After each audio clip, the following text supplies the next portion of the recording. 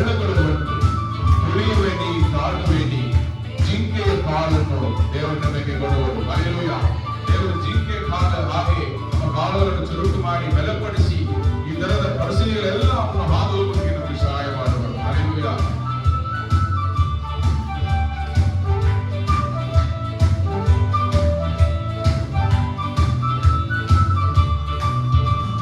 ಯಾತ್ರೆಯಲ್ಲಿ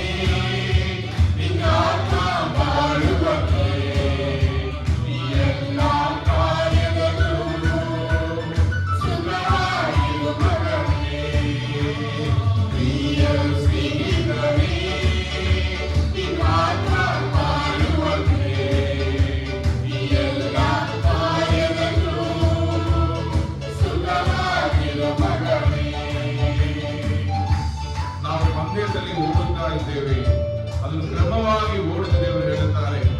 ಸಮೀಪಿಸುವ ಪಾಪಗಳು, ನಮ್ಮನ್ನು ತಡೆ ಮಾಡುವ ಪಾಪಗಳೆಲ್ಲವನ್ನು ತ್ಯಜಿಸಿ ಎಸೆದು ಬಿಟ್ಟು ನಾವು ಓಡಿದರೆ ಹಲ್ಲೆಲೂಯಾ, ಖಂಡಿತವಾಗಿ ಆ ಬರುವುದನ್ನು, ಆ ನಿತ್ಯ ಜೀವನ ನಾವು ಪಡೆದುಕೊಳ್ಳಬೇಕು. ಹಲ್ಲೆಲೂಯಾ.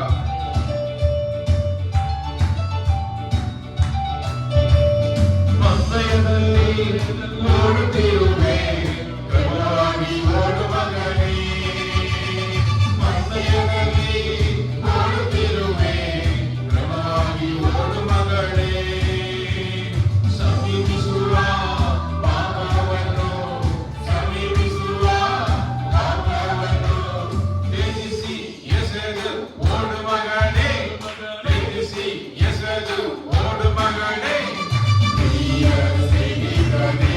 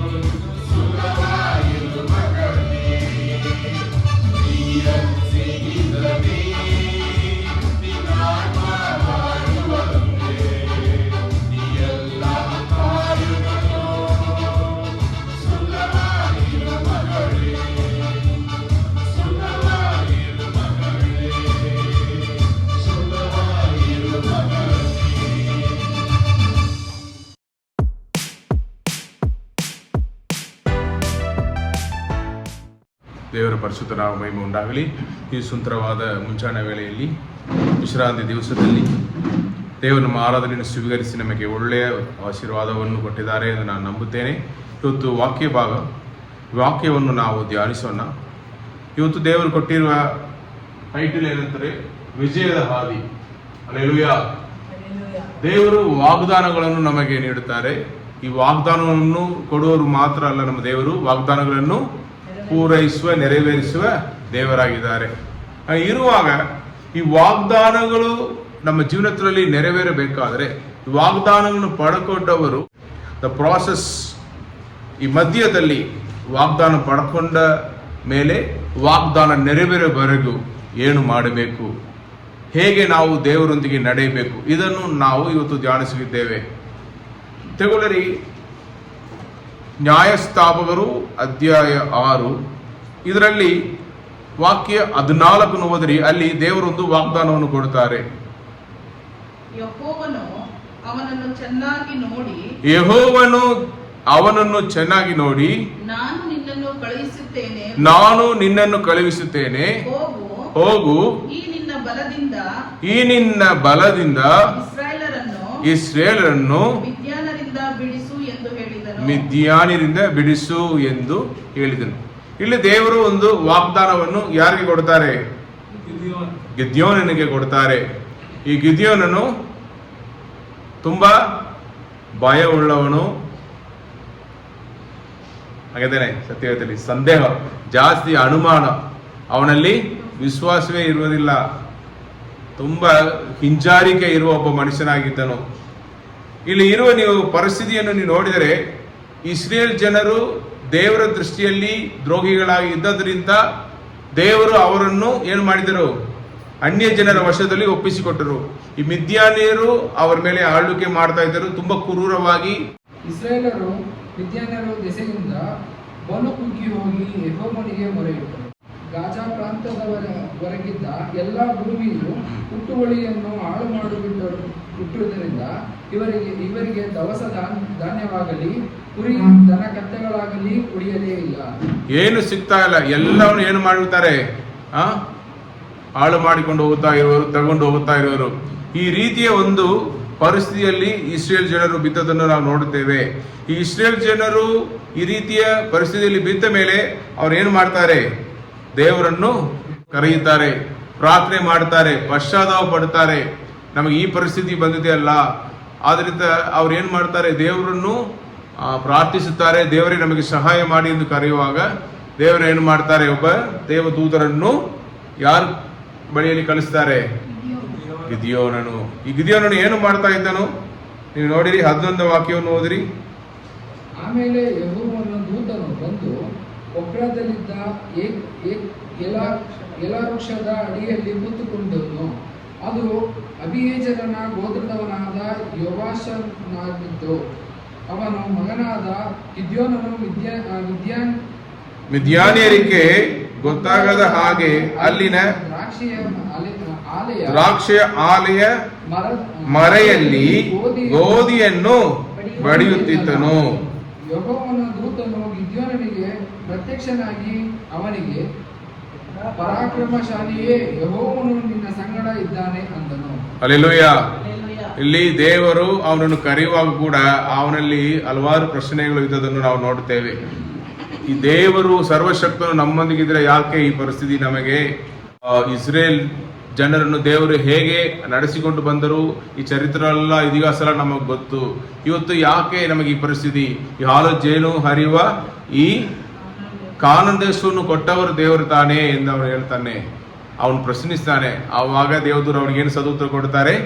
ನಿಮ್ಮ ಜನರು ಪಾಪ ಮಾಡಿದಿರಿ, ನಾನು ಮಾಡಬಾರದೆಂದು ಹೇಳಿದ ವಿಗ್ರಹಾರಾಧನೆಯು, ಈ ರೀತಿಯ ಪಾಪಗಳು ನನಗೆ ದ್ರೋಹ ಮಾಡಿದ್ರಿಂದ ಈ ಪರಿಸ್ಥಿತಿ ನಿಮ್ಮಲ್ಲಿ ಬಂತು ಎಂದು ಅವನನ್ನು ತಿಳಿಸ್ತಾನೆ. ಅದು ದೇವರು ಆ ಜನರ ಪಶ್ಚಾತ್ತಾಪವನ್ನು ನೋಡಿ ಒಬ್ಬ ನ್ಯಾಯಸ್ಥಾಪಕರನ್ನು ಎಬ್ಬಿಸಿ ಅವನ ಮುಖಾಂತರ ಈ ಜನರನ್ನು ರಕ್ಷಿಸಬೇಕು ಎಂದು ದೇವರು ಬಯಸಿದ್ದರಿಂದ ಈ ಗಿದ್ಯೋನನ್ನು ದೇವರು ಆರಿಸಿಕೊಂಡ ಕಾರಣ ಈ ದೇವದೂತರು ಗಿದ್ಯೋನ ಬಳಿಗೆ ಬಂದು ಮಾತನಾಡ್ತಾರೆ. ಹಲ್ಲೆಲೂಯಾ. ನಾನು ನಿನ್ನನ್ನು ಕಳುಹಿಸ್ತೇನೆ, ನೀನು ಮಿದ್ಯಾನ್ಯರನ್ನು ಏನು ಮಾಡುವಿ? ಸೋಲಿಸಿ ಅವರ ಕೈಯಿಂದ ಇಸ್ರೇಲ್ ಜನರನ್ನು ಬಿಡುಗಡೆ ಮಾಡುವಿ ಎಂದು ದೇವರು ಅಲ್ಲಿ ವಾಗ್ದಾನ ಕೊಡ್ತಾರೆ. ಈ ವಾಗ್ದಾನವನ್ನು ಕೊಟ್ಟ ಮೇಲೆ ಮೊದಲನೇದಾಗಿ ಅವನು ಏನು ಮಾಡಬೇಕು? ದೇವರ ಮೇಲೆ ನಂಬಿಕೆ ಇಡಬೇಕು. ಅವನು ದೇವರನ್ನು ನಂಬಿದನ? ಹೌದು, ಸ್ವಲ್ಪ ನಂಬಿಕೆ ದೇವರ ಮೇಲೆ ಅವನಿಗೆ ಬಂದಿತ್ತು. ಆಮೇಲೆ ನೀವು ನೋಡಿದರೆ ದೇವರು ವಾಗ್ದಾನ ಕೊಟ್ಟ ಮೇಲೆ ನಮ್ಮಲ್ಲಿ ಬಯಸುವ ಕಾರ್ಯಗಳು ಮೊದಲನೇದಾಗಿರುವುದು ನಂಬಿಕೆ, ಎರಡನೇದಾಗಿರುವುದು ದೇವರು ಹೇಳುವುದನ್ನು ಮಾಡಬೇಕು. ನೀನು ಹೋಗು ಎಂದು ಹೇಳಿದರೆ ನಾವು ಹೋಗುವುದಕ್ಕೆ ಸಿದ್ಧರಾಗಿ ಇರಬೇಕು. ನಾವು ದೇವರು ಹೇಳುವುದನ್ನು ಮಾಡುವುದೇ ನಾವು ದೇವರ ಮೇಲೆ ಇಟ್ಟಿರುವ ನಂಬಿಕೆಯ ಫಲವಾಗಿರುವುದು, ಕ್ರಿಯೆಯಾಗಿರುವುದು. ಕ್ರಿಯೆಯಲ್ಲಿ ನಾವು ತೋರಿಸಬೇಕು. ಕ್ರಿಯೆಯಲ್ಲಿ ತೋರಿಸದೆ ನಂಬುತ್ತೇನೆ ಎಂದು ಹೇಳಿದರೆ ಅದು ನಿಜವಾದ ನಂಬಿಕೆ ಇಲ್ಲ. ಹಲ್ಲೆಲೂಯಾ. ಇಲ್ಲಿ ನೋಡಿದರೆ ಇವನು ನಿಜವಾಗಿ ದೇವರು ಮಾತನಾಡಿದ್ರ ಇಲ್ವಾ ಅದನ್ನು ಅವನು ಕನ್ಫರ್ಮೇಶನ್ ಮಾಡಿಕೊಳ್ಳೋದಕ್ಕೋಸ್ಕರ ದೇವರ ಕಣ್ಣುಗಳಲ್ಲಿ ಅವನು ಏನ್ ಮಾಡ್ತಾನೆ? ಒಂದು ಗುರುತನ್ನು ಅನುಗ್ರಹಿಸಬೇಕು ಎಂದು ಕೇಳುತ್ತಾನೆ. ಅದು ಏನು ಗುರುತು? 18ನೇ ವಾಕ್ಯವನ್ನು ಓದ್ರಿ. ನಾನು ಹೋಗಿ ತಮಗೆ ಕಾಣಿಕೆಯನ್ನು ತೆಗೆದುಕೊಂಡು ಬರುವವರೆಗೆ ತಾವು ಈ ಸ್ಥಳವನ್ನು ಬಿಡಬಾರದು ಎಂದು ಬಿನ್ನವಿಸಲು ಆತನು ನೀನು ತಿರುಗಿ ಬರುವವರೆಗೆ ನಾನು ಇಲ್ಲೇ ಇರುವೆನು ಅಂದನು. ಗಿದ್ಯೋನನು ಮನೆಗೆ ಹೋಗಿ ಒಂದು ಆಡಿನ ಮರಿಯನ್ನು ಪಕ್ವ ಮಾಡಿ ಒಂದು ಏಫಾ ಹಿಟ್ಟಿನಿಂದ ಹುಳಿಯಿಲ್ಲದ ರೊಟ್ಟಿಗಳನ್ನು ಸುಟ್ಟು ಮಾಂಸವನ್ನು ಪುಟ್ಟಿಯಲ್ಲಿಟ್ಟು ಅದರ ರಸವನ್ನು ಬಟ್ಟಲಿನಲ್ಲಿ ಹೊಯ್ದು ಎಲ್ಲವನ್ನು ಏಲಾ ಮರದ ಕೆಳಗೆ ಆತನ ಮುಂದೆ ತಂದಿಟ್ಟನು. ಆಗ ದೇವದೂತನು ಅವನಿಗೆ ಮಾಂಸವನ್ನು ರೊಟ್ಟಿಗಳನ್ನು ಆ ಬಂಡೆಯ ಮೇಲಿಟ್ಟು ರಸವನ್ನು ಹೊಯ್ಯಿ ಅನ್ನಲು ಅವನು ಹಾಗೆಯೇ ಮಾಡಿದನು. ಅನಂತರ ಯೆಹೋವನ ದೂತನು ತನ್ನ ಕೈಕೋಲನ್ನು ಚಾಚಿ ಅದರ ತುದಿಯನ್ನು ಆ ರೊಟ್ಟಿಗಳಿಗೂ ಮಾಂಸಕ್ಕೂ ಮುಟ್ಟಿಸಲು ಬಂಡೆಯಿಂದ ಬೆಂಕಿ ಎದ್ದು ಅವೆರಡನ್ನು ದಹಿಸಿಬಿಟ್ಟಿತು. ಹಲ್ಲೆಲೂಯಾ. ಅವನು ಅಲ್ಲಿ ಮಾಡಿದ ಪ್ರಾರ್ಥನೆಗೆ ದೇವರು ಸದುತ್ತರ ಕೊಟ್ಟರು. ಹಲ್ಲೆಲೂಯಾ. ಆ ಕಾಲದಲ್ಲಿ ದೇವರನ್ನು ಆರಾಧಿಸುವರು ಈ ರೀತಿಯಲ್ಲಿ ಆರಾಧಿಸಿದರು, ಬಲಿಗಳನ್ನು ಅರ್ಪಿಸಿದರು. ದೇವರು ಬೆಂಕಿಯಿಂದ ಈ ಬಲಿಯನ್ನು ಸುಟ್ಟು ಅಂದರೆ ದಗಿಸಿ ಅದನ್ನು ಏನ್ ಮಾಡ್ತಾರೆ? ಸುವಿಗರಿಸಿದರು. ಆ ರೀತಿಯಲ್ಲಿ ನಾವು ಹಳೆಯ ನಿಯಮದಲ್ಲಿ ನೋಡ್ತಾರೆ. ಇಲ್ಲಿ ದೇವರು ಅವನ ಆರಾಧನೆಯನ್ನು, ಅವನ ವಿಜ್ಞಾಪನೆಯನ್ನು ಕೇಳಿ ಸದುತ್ತರ ಕೊಟ್ಟದನ್ನು ನಾವು ನೋಡುತ್ತೇವೆ. ಅವನಲ್ಲಿ ಆ ಒಂದು ಕನ್ಫರ್ಮೇಶನ್ ಸಿಕ್ಕಿತು. ಆ ದೇವರೇ ಈ ದೂತರನ್ನು ಕಳುಹಿಸಿದ್ದಾರೆ ಎಂದು ಅವನಲ್ಲಿ ಆ ಕನ್ಫರ್ಮೇಶನ್ ಸಿಕ್ಕಿದ ಮೇಲೆ ಅವನು ದೇವರ ಮೇಲೆ ನಂಬಿಕೆ ಇಡುವುದನ್ನು ನಾವು ನೋಡುತ್ತೇವೆ. ಹಲ್ಲೆಲೂಯಾ. ಅವನು ದೇವರ ಮೇಲೆ ನಂಬಿಕೆ ಇಡುತ್ತಾನೆ. ದೇವರ ವಾಕ್ಯಕ್ಕೆ, ದೇವರು ಕೊಟ್ಟಂತ ಮಾತನ್ನು ಅವನು ಅನುಸರಿಸಿ ಆ ವಾಕ್ಯಕ್ಕೆ ವಿಧೇಯರಾಗಿರುವುದನ್ನು ನಾವು ನೋಡುತ್ತೇವೆ. ಹಲ್ಲೆಲೂಯಾ. ಆಮೇಲೆ ಅವನ ಜೀವನದಲ್ಲಿ ಅವನು ಏನು ಮಾಡಿದನ್ನು ನೀವು ನೋಡಿದರೆ ಮುಂದೆ ಓದಿರಿ 25ನೇ ವಾಕ್ಯ. ಅದೇ ದಿನ ರಾತ್ರಿಯಲ್ಲಿ ಯೆಹೋವನು ಅವನಿಗೆ, ನೀನು ನಿನ್ನ ತಂದೆಯ ಹೋರಿಗಳಲ್ಲಿ ಒಂದು ಚಿಕ್ಕ ಹೋರಿಯನ್ನು 7 ವರ್ಷದ ಇನ್ನೊಂದು ಹೋರಿಯನ್ನು ತೆಗೆದುಕೊಂಡು ಹೋಗಿ ನಿನ್ನ ತಂದೆಯು ಕಟ್ಟಿರುವ ಬಾಳನ ಯಜ್ಞವೇದಿಯನ್ನು ಕೆಡವಿ ಅದರ ಬಳಿಯಲ್ಲಿರುವ ಅಶೇರವೆಂಬ ವಿಗ್ರಹ ಸ್ತಂಭವನ್ನು ಕಡಿದಾಕಿ ಈ ಗುಡ್ಡದ ಶಿಖರದಲ್ಲಿ ಯೆಹೋವನಿಗೋಸ್ಕರ ನೇಮಕವಾದ ರೀತಿಯಿಂದ ಒಂದು ಯಜ್ಞವೇದಿಯನ್ನು ಕಟ್ಟಿಸಿ ನೀನು ಕಡಿದು ಹಾಕಿದ ಅಶೇರ ವಿಗ್ರಹ ಸ್ತಂಭದ ಬೆಂಕಿ ಮಾಡಿ ಆ ಎರಡನೇ ಹೋರಿಯನ್ನು ಸರ್ವಾಂಗ ಹೋಮವಾಗಿ ಅರ್ಪಿಸು ಎಂದು ಹೇಳಿದನು. ಆಗ ಗಿದ್ಯೋನನು ತನ್ನ ಸೇವಕರಲ್ಲಿ 10 ಮಂದಿಯನ್ನು ಕರೆಕೊಂಡು ಹೋಗಿ ಯೆಹೋವನು ಹೇಳಿದಂತೆಯೇ ಮಾಡಿದನು. ಆದರೆ ಅವನು ತನ್ನ ಮನೆಯವರಿಗೂ ಊರಿನವರಿಗೂ ಹೆದರಿಕೊಂಡಿದ್ದರಿಂದ ಅದನ್ನು ಹಗಲಿನಲ್ಲಿ ಮಾಡದೆ ರಾತ್ರಿಯಲ್ಲಿ ಮಾಡಿದನು. ಹಲ್ಲೆಲೂಯಾ. ಇಲ್ಲಿ ನೀವು ನೋಡಿದರೆ ಅವನು ಮೂರನೇದಾಗಿ ಅವನು ಮಾಡಿರುವ ಕಾರ್ಯ ಏನಂದ್ರೆ ವಿಗ್ರಹಗಳನ್ನು ತೆಗೆದಾಗ. ವಿಗ್ರಹ ಅಂದ್ರೆ ಏನು? ನಮ್ಮ ಜೀವನದಲ್ಲಿ ದೇವರಿಗೆ ಕೊಡಬೇಕಾಗಿರುವ ಸ್ಥಳವನ್ನು ಬೇರೆ ಯಾರಾದರೂ ಒಬ್ಬ ಮನುಷ್ಯರಿಗೋ ಇಲ್ಲ ವಸ್ತುವಿಗೋ ಇಲ್ಲ ಒಂದು ಶರೀರದ ಆಸೆ, ಕಣ್ಣಿನ ಆಸೆ, ಬದುಕು ಬಾಳಿನ ಡಂಬಕ್ಕೆ ನಾವು ಕೊಡುವಾಗ ಅದು ನಮಗೆ ವಿಗ್ರಹ ಆಗುತ್ತದೆ. ವಿಗ್ರಹ ಅಂದ್ರೆ ಬರೀ ಪ್ರತಿಮೆ ಅಲ್ಲ. ಹಲ್ಲೆಲೂಯಾ. ಅದು ದೇವರು ಇಡಬೇಕಾಗಿರುವ ಸ್ಥಳದಲ್ಲಿ ಯಾರಾದರೂ ಮನುಷ್ಯರನ್ನು, ವಸ್ತುವನ್ನು, ಪಾಪ ಸ್ವಭಾವವನ್ನು, ಹಣವನ್ನು, ದುರಾಶೆಯನ್ನು ನಾವು ಇಟ್ಟು ಅದು ನಮ್ಮನ್ನು ಆಳ್ವಿಕೆ ಮಾಡೋಕೆ ನಾವು ಬಿಟ್ಟರೆ ಅದು ನಮಗೆ ವಿಗ್ರಹ ಆಗುತ್ತದೆ. ಹಲ್ಲೆಲೂಯಾ. ಹಾಗೆ ಇರುವಾಗ ನಾವು ದೇವರಿಗೆ ವಿಧೇಯರಾಗಬೇಕು ಎಂದು ನಾವು ಹೆಜ್ಜೆ ಇಡುವಾಗ, ನಾವು ದೇವರ ಮೇಲೆ ನಂಬಿಕೆ ಇಟ್ಟು ದೇವರ ವಾಕ್ಯಗಳಿಗೆ ವಿಧೇಯರಾಗಬೇಕು, ನನ್ನ ಜೀವನದಲ್ಲಿ ಈ ವಾಗ್ದಾನ ನೆರವೇರಬೇಕೆಂದು ನಾವು ನಿಜವಾಗಿ ಆಸೆ ಪಟ್ಟರೆ ನಮ್ಮಲ್ಲಿ ಇರುವ ವಿಗ್ರಹಗಳನ್ನು ನಾವೇನು ಮಾಡಬೇಕು? ಮೊದಲು ತೆಗೆದುಹಾಕಬೇಕು. ನಮ್ಮಲ್ಲಿ ಕೆಲವೊಂದು ಸ್ವಭಾವಗಳು ನಮ್ಮನ್ನು ಆಳ್ವಿಕೆ ಮಾಡ್ತಾ ಇರ್ಬೋದು, ಕೆಲವೊಂದು ಪಾಪಗಳು ನಮ್ಮನ್ನು ಆಳ್ವಿಕೆ ಮಾಡ್ತಾ ಇರೋದು, ಕೋಪ, ಏನಾದರೂ ಒಂದು ದುರಿಚ್ಛೆ ನಮ್ಮನ್ನು ಆಳ್ವಿಕೆ ಮಾಡ್ತಾ ಇರೋದು. ಆ ಪಾಪಗಳನ್ನು ನಾವು ಏನು ಮಾಡಬೇಕು? ತೆಗೆದುಹಾಕಬೇಕು. ಹಾಡಲಿನ ತ್ಯಜಿಸಿ ಎಸೆದು ಓಡು ಮಗನೇ ಎಂದು ಮಗಳೇ ಎಂದು ಅವರು ಬರೆದಿದ್ದಾರೆ. ಇರುವಾಗ ಆ ವಿಗ್ರಹಗಳು ನಮ್ಮ ಜೀವನದಲ್ಲಿ ವಾಗ್ದಾನಗಳು ನೆರವೇರೋದಕ್ಕೆ ತಡೆಯಾಗಿರ್ಬೋದು, ಅದನ್ನು ನಾವು ತೆಗೆದುಹಾಕಬೇಕು. ಆಮೇಲೆ ಅವನು ಏನು ಮಾಡಿದನು? ಈ ಯೆಹೋವನಿಗೋಸ್ಕರ ಒಂದು ಬಲಿಪೀಠವನ್ನು ಕಟ್ಟಿಸಿ ಅದ ಮೇಲೆ ಹೋರಿಯನ್ನು ಬಲಿ ಕೊಟ್ಟನು ಎಂದು ನಾವು ನೋಡ್ತೇವೆ. ಹಲ್ಲೆಲೂಯಾ. ಸರ್ವಾಂಗ ಹೋಮವಾಗಿ ಸಂಪೂರ್ಣವಾಗಿ ನಾವು ಏನು ಮಾಡಬೇಕು? ನಮ್ಮನ್ನು ಸಮರ್ಪಿಸಬೇಕು. ಜೀವಂತ ದೇವರನ್ನು ಆರಾಧಿಸುವರಾಗಿ, ಜೀವಂತ ದೇವರನ್ನು ಆರಾಧಿಸಬೇಕು. ವಿಗ್ರಹಗಳಲ್ಲ, ನಮ್ಮನ್ನು ಆಳ್ವಿಕೆ ಮಾಡುವ ಪಾಪ ಸ್ವಭಾವಗಳನ್ನು ಅಲ್ಲ, ನಾವು ಜೀವಿಸ್ತಾ ಇರುವ ದೇವರಿಗೆ ನಾವು ನಮ್ಮನ್ನು ಸಂಪೂರ್ಣವಾಗಿ ಒಪ್ಪಿಸಿಕೊಟ್ಟು ನಾವು ಆರಾಧಿಸಬೇಕು. ಹಲ್ಲೆಲೂಯಾ. ಅದನ್ನು ದೇವರು ಬಯಸುತ್ತಾರೆ. ದೇವರ ವಾಗ್ದಾನಗಳು ನಮ್ಮಲ್ಲಿ ನೆರವೇರಬೇಕಂತ ಆಸೆ ಇರೋರು ಈ ರೀತಿಯಲ್ಲಿ ಮಾಡಬೇಕೆಂದು ದೇವರು ಹಲ್ಲೆಲೂಯಾ ಇವತ್ತು ನಮಗೆ ಹೇಳಿಕೊಡುತ್ತಾರೆ. ಹಲ್ಲೆಲೂಯಾ. ನೀವು ನೋಡಿದರೆ ಆಮೇಲೆ ಇದೆಲ್ಲವನ್ನು ಮಾಡಿದನು, ದೇವರು ಹೇಳಿದ ಹಾಗೆ ಅವನು ಮಾಡಿದನು. ಆಮೇಲೆ ನೀವು ನೋಡಿದರೆ 28ನೇ ವಾಕ್ಯದಲ್ಲಿ ಆ ಜನರು ಬಂದು, ಊರಿನ ಜನರೆಲ್ಲರೂ ಒತ್ತಾರೆಯಲ್ಲಿ ಬಂದು ಬಾಳನ ಯಜ್ಞವೇದಿಯು ಕೆಡವಲ್ಪಟ್ಟದ್ದನ್ನು, ಅದರ ಸಮೀಪದಲ್ಲಿದ್ದ ವಿಗ್ರಹ ಸ್ತಂಭವು ಕಡಿಯಲ್ಪಟ್ಟದ್ದನ್ನು, ಹೊಸದಾಗಿ ಕಟ್ಟಿದ ಯಜ್ಞವೇದಿಯ ಮೇಲೆ 2ನೆಯ ಹೋರಿಯನ್ನು ಯಜ್ಞವಾದುದನ್ನು ಕಂಡು ಹೀಗೆ ಮಾಡಿದವರು ಯಾರು ಎಂದು ಒಬ್ಬರನ್ನೊಬ್ಬರು ವಿಚಾರಿಸುವಲ್ಲಿ ಯೋವಾಷನ ಮಗನಾದ ಗಿದ್ಯೋನನೇ ಎಂದು ಗೊತ್ತಾಗಲು ಆ ಜನರು ಯೋವಾಷನಿಗೆ, ನಿನ್ನ ಮಗನನ್ನು ಹೊರಗೆ ತೆಗೆದುಕೊಂಡು ಬಾ, ಅವನು ಸಾಯಬೇಕು, ಯಾಕೆಂದರೆ ಬಾಳನ ಯಜ್ಞವೇದಿಯನ್ನು ಕೆಡವಿ ಅದರ ಬಳಿಯಲ್ಲಿದ್ದ ಅಶೇರ ವಿಗ್ರಹ ಸ್ತಂಭವನ್ನು ಕಡಿದು ಹಾಕಿದ್ದಾನೆ ಎಂದರು. ಯೋವಾಷನು ತನಗೆ ವಿರೋಧವಾಗಿ ನಿಂತವರೆಲ್ಲರಿಗೆ, ಬಾಳನಿಗೋಸ್ಕರ ನೀವು ವ್ಯಾಜ್ಯವಾಡಬೇಕು, ನೀವು ಅವನನ್ನು ರಕ್ಷಿಸಬೇಕು, ಅವನಿಗಾಗಿ ವ್ಯಾಜ್ಯವಾಡುವವನು ಈ ಹೊತ್ತೇ ಕೊಲ್ಲಲ್ಪಡಲಿ.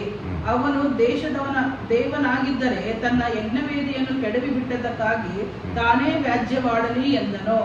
ಆ ದಿವಸದಲ್ಲಿ ಅವನು ಬಾಳನು ತನ್ನ ಯಜ್ಞವೇದಿಯನ್ನು ಕೆಡವಿದೊಡನೆ ತಾನೇ ವ್ಯಾಜ್ಯವಾಡಲಿ ಎಂದು ಹೇಳಿದ್ದರಿಂದ ಗಿದ್ಯೋನನಿಗೆ ಯೆರುಬ್ಬಾಳನೆಂಬ ಹೆಸರಾಯಿತು. ಹಲ್ಲೆಲೂಯಾ. ಈ ಧೈರ್ಯ ಬೇಕು. ಹಲ್ಲೆಲೂಯಾ. ಯಾರು ನಿಜವಾದ ದೇವರು, ಯಾರು ಸುಳ್ಳು ದೇವರು? ನಿಮಗೆ ನಿಜವಾದ ದೇವರು ನಿಮಗೆ ಗೊತ್ತಾದ ಮೇಲೆ ಆ ನಿಜವಾದ ದೇವರೊಂದಿಗೆ ನಾವು ಬದುಕೋದನ್ನು ನಾವು ಕಲಿದುಕೊಳ್ಳಬೇಕು.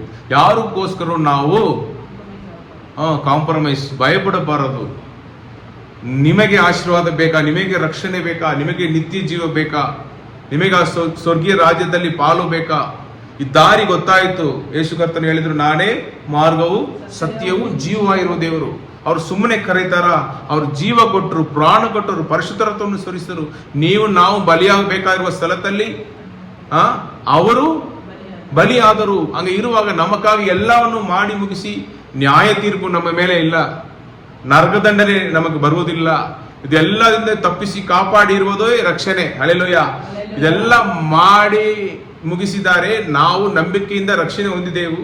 ಇದನ್ನು ಹೊಂದಿದ ಮೇಲೆ ಧೈರ್ಯವಾಗಿ ದೇವರಿಗಾಗಿ ಜೀವಿಸುವರಾಗಿ ಬದುಕುವರಾಗಿ ಇರಬೇಕು.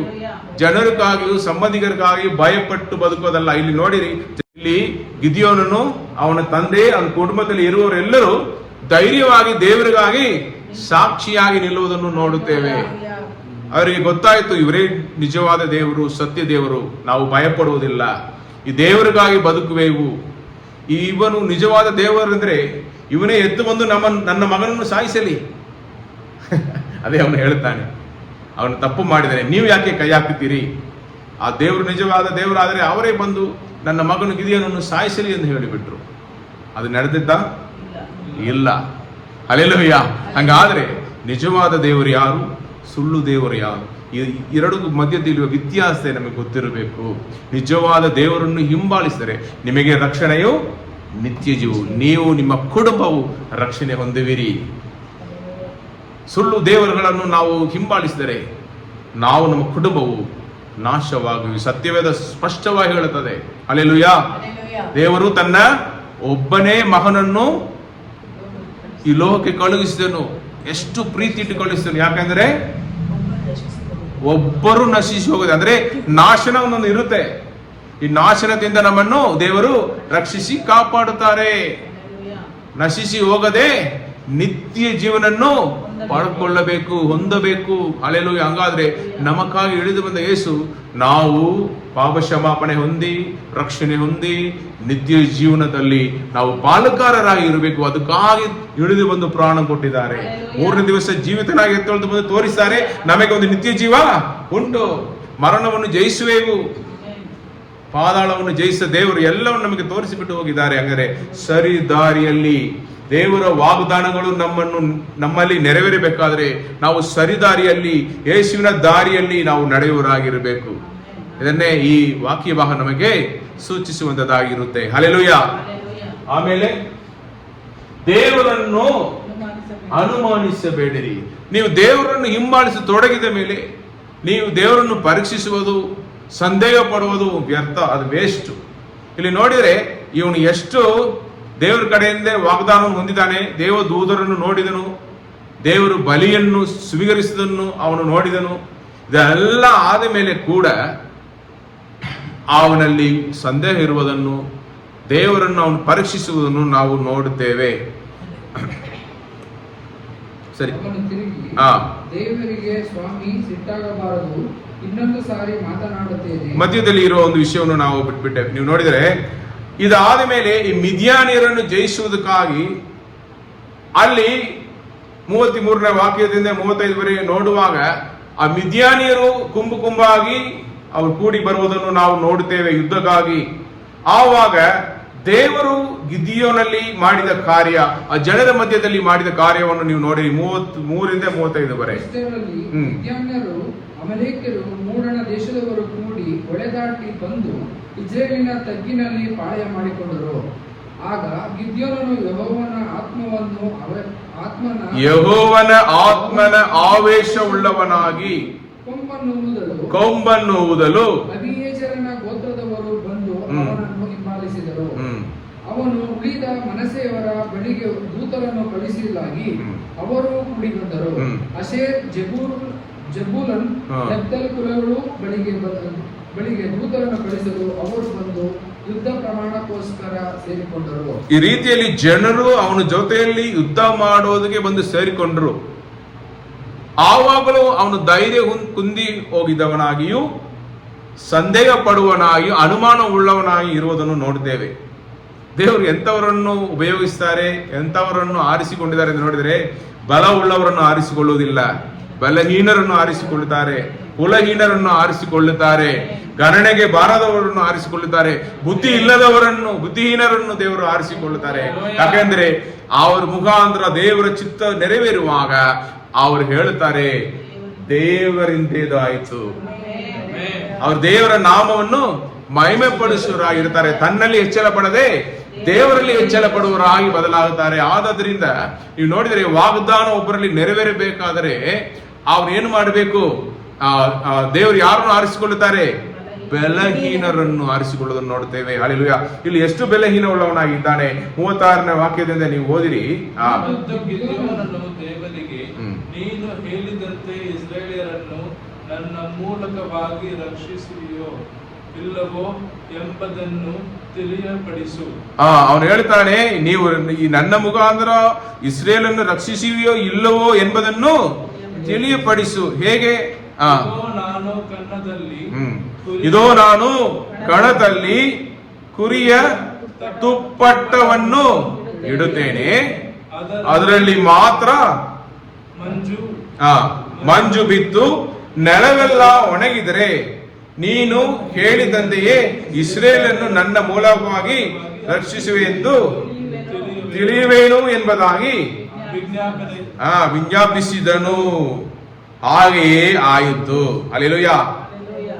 ಹೀಗೆಯೇ ಆಯಿತು. ಅವನು ಮರು ದಿವಸ ಹೊತ್ತಾರೆಯಲ್ಲಿ ಎದ್ದು ತುಪ್ಪಟವನ್ನು ಒತ್ತಿ ಹಿಂಡಲು ಮಂಜಿನ ನೀರು ಒಂದು ಬಟ್ಲು ತುಂಬಾ ಆಯಿತು. ಅವನು ತಿರುಗಿ ದೇವರಿಗೆ, ಸ್ವಾಮಿ, ಸಿಟ್ಟಾಗಬಾರದು, ಇನ್ನೊಂದು ಸಾರಿ ಮಾತಾಡುತ್ತೇನೆ, ಇನ್ನು ಒಂದೇ ಸಾರಿ ತುಪ್ಪಟ್ಟದಿಂದ ನಿನ್ನನ್ನು ಪರೀಕ್ಷಿಸುವುದಕ್ಕೆ ಅಪ್ಪಣೆಯಾಗಲಿ. ಆ ತುಪ್ಪಟ್ಟವು ಮಾತ್ರವೇ ಒಣಗಿದ್ದು ನೆಲದ ಮೇಲೆಲ್ಲ ಹನಿ ಬಿದ್ದಿರಲಿ ಅಂತನು.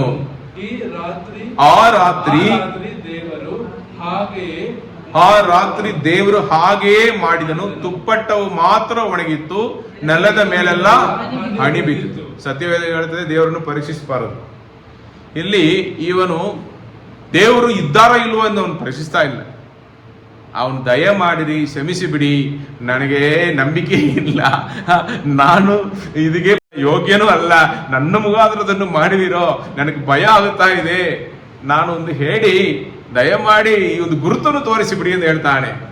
ಅರ್ಥವಾಯ್ತಾ? ಗಿದ್ಯೋನನಿಗೆ ಒಂದು ಅಹಂಕಾರದಿಂದ ಒಂದು ಹೆಮ್ಮೆಯಿಂದ ಅವನು ಕೇಳ್ತಾ ಇಲ್ಲ ಪರೀಕ್ಷಿಸಬೇಕು, ಒಂದು ಅಪನಂಬಿಕೆಯಿಂದ ಅವನು ಮಾಡ್ತಾ ಇಲ್ಲ. ಅವನಲ್ಲಿ ಒಂದು ಭಯ, ಅವನಲ್ಲಿ ಹೆದರಿಕೆ ಜಾಸ್ತಿ. ನಮ್ಮಿಂದ ಆಗುತ್ತಾ? ನಿಜವಾಗಿ ದೇವರು ನಮ್ಮನ್ನು ಉಪಯೋಗಿಸುವ ಆ ಭಯದಲ್ಲಿ ಕೇಳ್ತಾನೆ. ಆದ್ರಿಂದ ದೇವರು ಎಷ್ಟು ದೀರ್ಘ ಶಾಂತಿ ಉಳ್ಳವರು, ಎಷ್ಟು ತಾಳ್ಮೆ ಉಳ್ಳವರು ಅಂತ ನೋಡ್ಬೋದು.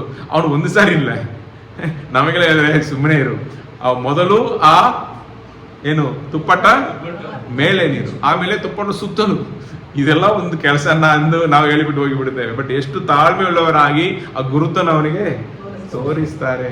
ಹಲ್ಲೆಲೂಯಾ. ಮುಂದೆ ಓದ್ರಿ. ಇವತ್ತು 7ನೇ ಅಧ್ಯಾಯವನ್ನು ನಾವು ಧ್ಯಾನಿಸುವಾಗ ಅವರು ಇವತ್ತು ಯುದ್ಧಕ್ಕೆ ಹೋಗುತ್ತಾರೆ. ಈ ಜನರೆಲ್ಲರನ್ನು ಅವನು ಕರ್ಕೊಂಡು ಹೋಗುತ್ತಾನೆ. ಈ ಕರ್ಕೊಂಡು ಹೋಗುವಾಗ ದೇವರು ಅವರಲ್ಲಿ ಬಯಸುವ ಕಾರ್ಯ ಏನು ಅದನ್ನು ನಾವು ಇವತ್ತು ನೋಡೋಣ. 7ನೇ ಅಧ್ಯಾಯವನ್ನು ಓದ್ರಿ. ಯೆರೂಬ್ಬಾಬೆಲೆನಿಸಿಕೊಳ್ಳುವ ಗಿದ್ಯೋನನು ಅವನ ಸಂಗಡ ಇದ್ದ ಜನರು ಬೆಳಗ್ಗೆ ಎದ್ದು ಹೊರಟು ಹೋಗಿ ಅರೋದಿನ ಬುಗ್ಗೆಯ ಬಳಿಯಲ್ಲಿ ಇಳುಕೊಂಡರು. ಇವರಿಗೆ ಉತ್ತರ ದಿಕ್ಕಿನಲ್ಲಿ ಮೋರೆ ಗುಡ್ಡದ ಹಿಂದಿನ ತಗ್ಗಿನಲ್ಲಿ ಮಿದ್ಯಾನ್ಯರು ದಂಡಿಳಿದಿತ್ತು. ಮಿದ್ಯಾನ್ಯರ ದಂಡಿಳಿದಿತ್ತು. ಆಗ ಯೆಹೋವನು ಗಿದ್ಯೋನನಿಗೆ, ನಿನ್ನ ಸಂಗಡ ಇರುವ ಜನರು ಹೆಚ್ಚಾಗಿದ್ದಾರೆ, ಇವರ ಕೈಗೆ ಮಿದ್ಯಾನ್ಯರನ್ನು ಒಪ್ಪಿಸುವುದು ನನಗೆ ಸರಿಯಾಗಿ ಕಾಣುವುದಿಲ್ಲ. ಒಪ್ಪಿಸಿಕೊಟ್ಟರೆ ಸ್ವಹಸ್ತದಿಂದಲೇ ನನಗೆ ರಕ್ಷಣೆ ಉಂಟಾಯಿತೆಂದು ಹೆಚ್ಚಳಪಟ್ಟು ನನ್ನನ್ನು ಅಲಕ್ಷ್ಯ ಮಾಡಾರು. ಆದುದರಿಂದ ಎಲ್ಲ ಜನರಿಗೆ ಕೇಳಿಸುವಂತೆ ಧೈರ್ಯವಿಲ್ಲದಿರುವರು ಅಂಜುವವರು ಈ ಗಿಲ್ಯಾದ್ ಪರ್ವತವನ್ನು ಬಿಟ್ಟು ಮನೆಗೆ ಹೋಗಲಿ ಎಂದು ಪ್ರಕಟಿಸು ಅಂದನು. ಹಲ್ಲೆಲೂಯಾ. ಇಲ್ಲಿ ನೀವು ನೋಡಿದರೆ 3ನೇ ಕಾರ್ಯ, ಪ್ರತಿಯೊಂದು ಹೆಜ್ಜೆಯಲ್ಲಿಯೂ ದೇವರ ಆಜ್ಞೆಯನ್ನು ಅನುಸರಿಸಬೇಕು. ಹಲ್ಲೆಲೂಯಾ. ಪ್ರತಿಯೊಂದು ಹೆಜ್ಜೆಯಲ್ಲಿಯೂ ದೇವರು ಹೇಳುವುದನ್ನು ಮಾಡಬೇಕು. ಅದೇ ವಿಧೇಯತೆ. ಇವತ್ತು ಅವನು ಯುದ್ಧಕ್ಕೆ ಎಲ್ಲರೂ ಕರ್ಕೊಂಡು ಹೋಗ್ತಾ ಇದ್ದಾನೆ. ಅವನಲ್ಲಿ ಒಂದು ದೊಡ್ಡ ಧೈರ್ಯ ಬಂದಿರುತ್ತೆ. ದೇವರು ಗುರುತು ಹೇಳಿಬಿಟ್ರೆ ಆಮೇಲೆ 32,000 ಜನರು ಸೈನಿಕರು ನನ್ನ ಜೊತೆಯಲ್ಲಿ ಬರ್ತಾ ಇದ್ದಾರೆ, ಆದ್ರಿಂದ ನನಗೆ ಭಯ ಇಲ್ಲ, ಹೋಗಿ ಗೆಲ್ಲುತ್ತೇನೆ ಎಂದು ಒಂದು ಧೈರ್ಯ ಅವನಲ್ಲಿ ಬಂದಿತ್ತು. ಇಲ್ಲಿ ದೇವರು ಅದನ್ನು ಬಯಸ್ತಾ ಇಲ್ಲ. ಹಲ್ಲೆಲೂಯಾ. ದೇವರು ಯಾವಾಗಲೂ ಮನುಷ್ಯನು ತನ್ನಲ್ಲಿ ಹೆಚ್ಚಳ ಪಡಬಾರದು, ತನ್ನ ಬಲದಲ್ಲಿ ಅವನು ನಂಬಿಕೆ ಇಡಬಾರದು. ಆದ್ರಿಂದ ಅಲ್ಲಿ ಅವ್ರು ಏನ್ ಮಾಡ್ತಾರೆ, ದೇವ್ರು ಏನ್ ಮಾಡ್ತಾರೆ, ಇಷ್ಟು ಜನರನ್ನು ನೀವು ಕರ್ಕೊಂಡು ಹೋಗಿ ಯುದ್ಧ ಮಾಡಬೇಡ, ಯಾರಿಗೆ ಭಯ ಇದೆಯೋ, ಯಾರು ಹೆದರುತ್ತಾರೋ ಅಂಜುತ್ತಾರೋ ಅವರೆಲ್ಲ ತಿರುಗಿ ಹೋಗಿಬಿಡಿ ಎಂದು ಹೇಳು ಅಂತ ಹೇಳ್ತಾರೆ. ಹಲ್ಲೆಲೂಯಾ. ಎಷ್ಟು ಜನರು ಹೋಗಿದರು? ಹಾಗೆ ಮಾಡಲು 22,000 ಮಂದಿ ಹಿಂದಿರುಗಿ ಹೋದರು. ಎಷ್ಟು ಜನರು ಹೋದರು? 22,000 ಮಂದಿ ಹಿಂದಿರುಗಿ ಹೋದರು. 10,000 ಮಂದಿ ಉಳಿದರು. 32,000 ಜನರಲ್ಲಿ 22,000 ಜನರು ತಿರುಗಿ ಹೋಗಿಬಿಟ್ರು. ಇದನ್ನು ನೋಡಿ ಗಿದ್ಯೋನ್ ಏನಾಗಿರ್ತಾನೆ? ಗಾಬರಿಯಾಗಿರ್ತಾನೆ.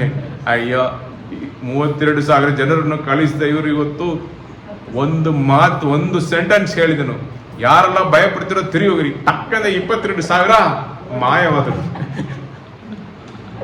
ನಾನಂದ್ರೆ ತಿರುಗಿ ಓಡಿ ಹೋಗಿಬಿಡ್ತೇನೆ, ಅಯ್ಯೋ ಬೇಡ ಸ್ವಾಮಿ ಅಂತ. 10,000 ಜನ ಇರ್ತಾರೆ. ಒಂದು 10,000 ಇದ್ದಾರಲ್ಲ ಎಂದು ಅವನಿಗೆ ಒಂದು ಆಶ್ವಾಸ, ಶಾಂತಿ. ಆಮೇಲೆ ಏನ್ ಮಾಡಿದ್ರು ದೇವ್ರು ನೋಡೋಣ. ಯೆಹೋವನು ಗಿದ್ಯೋನನಿಗೆ, ನಿನ್ನ ಬಳಿಯಲ್ಲಿರುವ ಜನರು ಇನ್ನೂ ಹೆಚ್ಚಾಗಿದ್ದಾರೆ, ನೀನು ಅವರನ್ನು ಹಳ್ಳಕ್ಕೆ ಕರಕೊಂಡು ಹೋಗು, ಅಲ್ಲಿ ಅವರನ್ನು ನಿನಗೋಸ್ಕರ ಪರೀಕ್ಷಿಸುವೆನು. ಯಾರು ನಿನ್ನ ಸಂಗಡ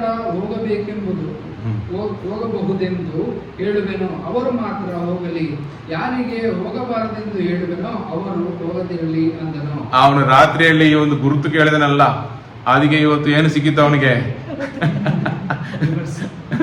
ತಿರ್ಗಾ ಕೊಟ್ರು. ನೀನು 2 ಸಾರಿ ಹೇಳಿದಿಲ್ಲ, ನಾನು ಇವತ್ತು 2 ಸಾರಿ ಹೇಳ್ತೇನೆ. ಒಂದು ಸಾರಿಯಲ್ಲಿ 22,000 ಹೋಗಿ ಬಿಟ್ರು, ಇವತ್ತು 10,000 ಉಳಿದಿದ್ದಾರೆ. ಎಷ್ಟು ಜನರು ಹೋಗ್ತಾರೋ ಗೊತ್ತಿಲ್ಲ. ಅವನ ಮನಸ್ಸಲ್ಲಿ ಪ್ರೇಯರ್ ಮಾಡ್ತಾ ಇರೋನು, ದೇವರೇ ಬರ್ಲಿ, ಏನು ಪರೀಕ್ಷೆ ಜಾಸ್ತಿ ಮಾಡಬೇಡ್ರಿ, ನಾನು 3 ಹೋಗಿ ಬಿಡ್ತೇನೆ ಎಂದು ಮನಸ್ಸಲ್ಲಿ ಅಂದ್ಕೊಂಡಿರ್ಬೋದಿತ್ತು. ಓದಿರಿ, ಮುಂದೆ ಓದಿರಿ. ಗಿದ್ಯೋನನು ಜನರನ್ನು ಹಳ್ಳಕ್ಕೆ ಕರೆದುಕೊಂಡು ಬಂದಾಗ ಯೆಹೋವನು ಅವನಿಗೆ, ನಾಯಿಯಂತೆ ನೀರನ್ನು ನಾಲಿಗೆಯಿಂದ ನೆಕ್ಕುವವರನ್ನು ಮೊಣಕಾಲೂರಿ ಕುಡಿಯುವವರನ್ನು ಬೇರೆ ಬೇರೆಯಾಗಿ ನಿಲ್ಲಿಸು ಎಂದು ಹೇಳಿದನು. ಇಲ್ಲಿ ನೀರು ಕುಡಿಯೋರು 2 ತರದವರು ಇದ್ದಾರೆ. ನಾಯಿಯಿಂದ ನೀರನ್ನು ನಾಲಿಕೆಯಿಂದ ನೆಕ್ಕುವವರು, ಅವರು ಸಾಷ್ಟಾಂಗವಾಗಿ ಬಿತ್ತು, ಆ ನೀರಿನ ದಡದಿಂದ ಸಾಷ್ಟಾಂಗವಾಗಿ ಬಿತ್ತು ಮುಖವನ್ನು ನೀರಲ್ಲಿ ಇಟ್ಟು ಕುಡಿತಾ ಇದ್ದಾರೆ. ಇವರು ಎಂತವರು? ಭಯ ಇಲ್ಲದವರಲ್ಲ, ಇವರು ಯಾರ ಬಗ್ಗೆ ಚಿಂತೆ ಇಲ್ಲದೆ ಫುಲ್ ನಂಬಿಕೆ ಪೂರ್ಣವಾದ ನಂಬಿಕೆ ಇಟ್ಟು ಯಾವ ಬಗ್ಗೆ ಚಿಂತೆ ಇಲ್ಲದೆ ಅವರು ನೀರನ್ನು ಕುಡಿಯುವವರು. ಆಮೇಲೆ 2ನೇದವರು ಎಂದವರು ಮೊಣಕಾಲೂರಿ ಒಂದು ಕೈಯಲ್ಲಿ ಕತ್ತಿಯನ್ನು ಹಿಡಿದುಕೊಂಡು, ಸೊಂಟೆಯಲ್ಲಿರುವ ಕತ್ತಿಯನ್ನು ಹಿಡಿದುಕೊಂಡು ಇನ್ನೊಂದು ಕೈಯಲ್ಲಿ ನೀರನ್ನು ತೆಗೆದು ಈ ಕಡೆ ಆ ಕಡೆ ನೋಡುತ್ತಾ ಹುಷಾರಾಗಿ ಕುಡಿತಾ ಇದ್ದಾರೆ. ಇವರಿಗೆ ದೇವರ ಮೇಲೆ ಸಂಪೂರ್ಣವಾದ ನಂಬಿಕೆ ಇಲ್ಲ. ಈ ನಾಯಿಂದ ನೆಕ್ಕಿಡ್ತಾರಲ್ಲ, ಅವ್ರಿಗೆ ದೇವರಿದಾರಲ್ಲ ನೋಡಿಕೊಳ್ತಾರೆ, ನಮಗೆ ಏನು ಆಗೋದಿಲ್ಲ ಎಂದು ಸಂಪೂರ್ಣವಾದ ನಂಬಿಕೆ ಇಟ್ಟು ಸಾಷ್ಟಾಂಗವಾಗಿ ಬಿತ್ತು ಅವರು ನೀರು ಕುಡಿತಾರೆ. ದೇವರು ಏನ್ ಹೇಳ್ತಾರೆ ನೋಡೋಣ, ಯಾರನ್ನು ಆರಿಸಿಕೊಂಡ್ರು? ಕೈಯಿಂದ ನೀರನ್ನು ಬಾಯಿಗೆ ತೆಗೆದುಕೊಂಡು ಚಿಕ್ಕುವವರ ಸಂಖ್ಯೆ 300, ಇತರ ಜನರು ಮೊಣಕಾಲೂರಿ ಕುಡಿದವರು. ಆಗ ಯೆಹೋವನು ಗಿದ್ಯೋನನಿಗೆ, ನೀರನ್ನು ನೆಕ್ಕಿದ ಆ 300 ಮಂದಿಯಿಂದಲೇ ನಿನಗೆ ಜಯ ಉಂಟು ಮಾಡಿ ವಿದ್ಯಾನ್ಯರನ್ನು ನಿನ್ನ ಕೈಗೆ ಒಪ್ಪಿಸಿಕೊಡುವೆನು, ಉಳಿದವರು ತಮ್ಮ ತಮ್ಮ ಸ್ಥಳಗಳಿಗೆ ಹೋಗಲಿ ಎಂದು ಆಜ್ಞಾಪಿಸಿದನು. ನೋಡಿ, ಇವತ್ತು ದೇವರು ಎಷ್ಟು ಜನರನ್ನು ಆರಿಸಿಕೊಂಡಿದ್ದಾರೆ? ಬರೀ 300 ಜನರು. ಮಿಕ್ಕವರೆಲ್ಲ ಏನಾಗಿದ್ರು? 10,000ದಲ್ಲಿ 300 ಹೋದರೆ ಎಷ್ಟು ಜನರು? 9,701. ಗಿದ್ಯೋನು ಹೋಗಿ ಅಯ್ಯೋ ನಾನು ಹೋಗುತ್ತೇನೆ ಅಂತಾನೆ. ಹೇಳಿದ್ರಪ್ಪ, ಹೋಗು, 300 ಜನರೊಂದಿಗೆ ಹೋಗು, ನಾನು ಜಯವನ್ನು ಕೊಡುವೇನು. 32,000 ಜನರಿಂದ ನೀವು ನೋಡಿದರೆ, ಈ ದೊಡ್ಡ ದೊಡ್ಡ IT ಕಂಪನಿ ನೀವು ಇಂಟ್ರಿಗೆ ಹೋದರೆ 50-100 ಜನರು ಬರ್ತಾರೆ. ಇವ್ರು ಏನ್ ಮಾಡ್ತಾರೆ? ಏನು ಹೆಸರು ಅದಕ್ಕೆ? ಒಂದೊಂದು ಸ್ಟೇಜ್ ಅಲ್ಲಿ ಹೋಗುವಾಗ ಶಾರ್ಟ್ ಲಿಸ್ಟ್ ಮಾಡ್ತಾರೆ. ಈ ಶಾರ್ಟ್ ಲಿಸ್ಟ್ ಮಾಡ್ತಾರೆ. ದೇವರು ಕೂಡ ಇಲ್ಲಿ ಶಾರ್ಟ್ ಲಿಸ್ಟ್ ಮಾಡಿ ಸ್ವಲ್ಪ ಜನರನ್ನು ಮಾತ್ರ ಆರಿಸಿಕೊಂಡಿದ್ದಾರೆ. ದೇವರ ಮೇಲೆ ಸಂಪೂರ್ಣ ನಂಬಿಕೆ ಇರೋವನ್ನು ಮಾತ್ರ ದೇವರು ಆರಿಸಿಕೊಂಡಿದ್ದಾರೆ. ಆರಿಸಿಕೊಂಡು ಗಿದಿಯೋನ ಕೈಯಲ್ಲಿ ಒಪ್ಪಿಸಿಕೊಟ್ಟು, ಇವರೊಂದಿಗೆ ನೀನು ಯುದ್ಧಕ್ಕೆ ಹೋಗು, ನಾನು ನಿನಗೆ ಜಯವನ್ನು ಕೊಡುವೆನು, ಆ ಮಿದ್ಯಾನ್ಯರು ನಿನ್ನ ಕೈಗೆ ಒಪ್ಪಿಸಿಕೊಡುವೆನು ಎಂದು ವಾಗ್ದಾನ ಕೊಟ್ಟಿದ್ದಾರೆ. ನಡೆಸುವಿಕೆ ಇದು ತುಂಬಾ ಪ್ರಾಮುಖ್ಯವಾದುದು. ನಾವು ನಮ್ಮ ಬಲದಲ್ಲಿ ನಂಬಿಕೆ ಇಡುವವರು. ಮನುಷ್ಯರು ಯಾರು? ನಮ್ಮ ಸ್ವಂತ ಬಲದಲ್ಲಿ ನಂಬಿಕೆ ಇಡುವವರು. ನಮಗೆ ಹಣ ಇದ್ರೆ ನಾವು ದೇವರ ಮೇಲೆ ನಂಬಿಕೆ ಇಡುವುದಿಲ್ಲ. ಹತ್ತಿರ ಒಂದು ಒಳ್ಳೆ ಡಾಕ್ಟರ್ ಇದ್ರೆ ದೇವರಿಗಿಂತ ಹೆಚ್ಚಾಗಿ ಡಾಕ್ಟರನ್ನು ಹುಡುಕಿ ಹೋಗುವೆವು. ಮನುಷ್ಯರು ಯಾರಾದರೂ ನಮಗೆ ಸಿಕ್ಕಿಬಿಟ್ರೆ ಅವರು ನಮಗೆ ಸಹಾಯ ಮಾಡಿದ್ರೆ ಮನುಷ್ಯರ ಮೇಲೆ ನಂಬಿಕೆ ಇಡುವೆವು. ಹಣದ ಮೇಲೆ ನಂಬಿಕೆ ಇಡುವೆವು. ನಮ್ಮ ಶಾರೀರದ ಬಲದ ಮೇಲೆ ನಂಬಿಕೆ ಇಡುವೆವು. ನಮ್ಮ ಜ್ಞಾನ, ಬುದ್ಧಿ, ತಿಳಿವಳಿಕೆ ಮೇಲೆ ನಂಬಿಕೆ ಇಡುವೆವು. ನೋಡಿದರೆ ಪ್ರಾವಬ್ಸ್ ಅಲ್ಲಿ, ನ್ಯಾಯೋಕ್ತಿಗಳಲ್ಲಿ ಹೇಳ್ತಿದ್ರೆ, ನೀನು ನನ್ನ ಸ್ವಂತ ಬುದ್ಧಿ ಮೇಲೆ ಆಧಾರ ಇಡದೆ ನೀನು ನಿನ್ನ ಜೀವನವನ್ನು ಸಂಪೂರ್ಣವಾಗಿ ನನಗೆ ಒಪ್ಪಿಸಿಕೊಟ್ಟು, ಎಲ್ಲ ದಾರಿಯಲ್ಲಿಯೂ ನನ್ನನ್ನು ಒಪ್ಪಿಸಿಕೊಟ್ಟು ನನಗೆ ವಿಧೇಯನಾಗಿ ಇರು, ನಿನ್ನ ಕಾರ್ಯ ಎಲ್ಲವನ್ನು ನಾನು ಸಫಲ ಮಾಡುವೇನು ಎಂದು ದೇವರು ವಾಗ್ದಾನ ಕೊಡ್ತಾರೆ. ಸ್ವಯ ಬುದ್ಧಿ ಮೇಲೆ, ಸ್ವಂತ ಬುದ್ಧಿ ಮೇಲೆ ನಾವು ನಂಬಿಕೆ ಇಡಬಾರದು. ಈ ಜನರು, ಸಾಮಾನ್ಯ ಮನುಷ್ಯರು ತನ್ನ ಬಲದ ಮೇಲೆ, ಹಣದ ಮೇಲೆ, ಸೊತ್ತು ಸಂಪತ್ತು ಮೇಲೆ, ಮನುಷ್ಯರ ಮೇಲೆ ನಂಬಿಕೆ ಇಡುವವರಾಗಿದ್ದಾರೆ. ತನ್ನ ಕೈಯಲ್ಲಿ ಇರುವ ಆಯುಧಗಳು, ವಸ್ತುಗಳ ಮೇಲೆ ನಂಬಿಕೆ ಇಡುವವರಾಗಿದ್ದಾರೆ. ಇಲ್ಲಿ ನೀವು ನೋಡಿದರೆ ದೇವರು ಒಂದು ವಿಷಯವನ್ನು ಮಾಡುವಾಗ, ಒಂದು ಜಯವನ್ನು ಕೊಡೋದಕ್ಕೆ ಮುಂಚೆ ಈ ಒಂದು ಪರೀಕ್ಷೆಯನ್ನು ಇಡ್ತಾರೆ. ನೀವು ಯಾವುದು ಮೇಲೆ ನಂಬಿಕೆ ಇಡದೆ ನನ್ನ ಮೇಲೆ ಮಾತ್ರ ನೀವು ಸಂಪೂರ್ಣವಾಗಿ ನಂಬಿಕೆ ಇಟ್ರೆ ನಾನು ಜಯವನ್ನು ಕೊಡುವೇನು. ಹಲ್ಲೆಲೂಯ.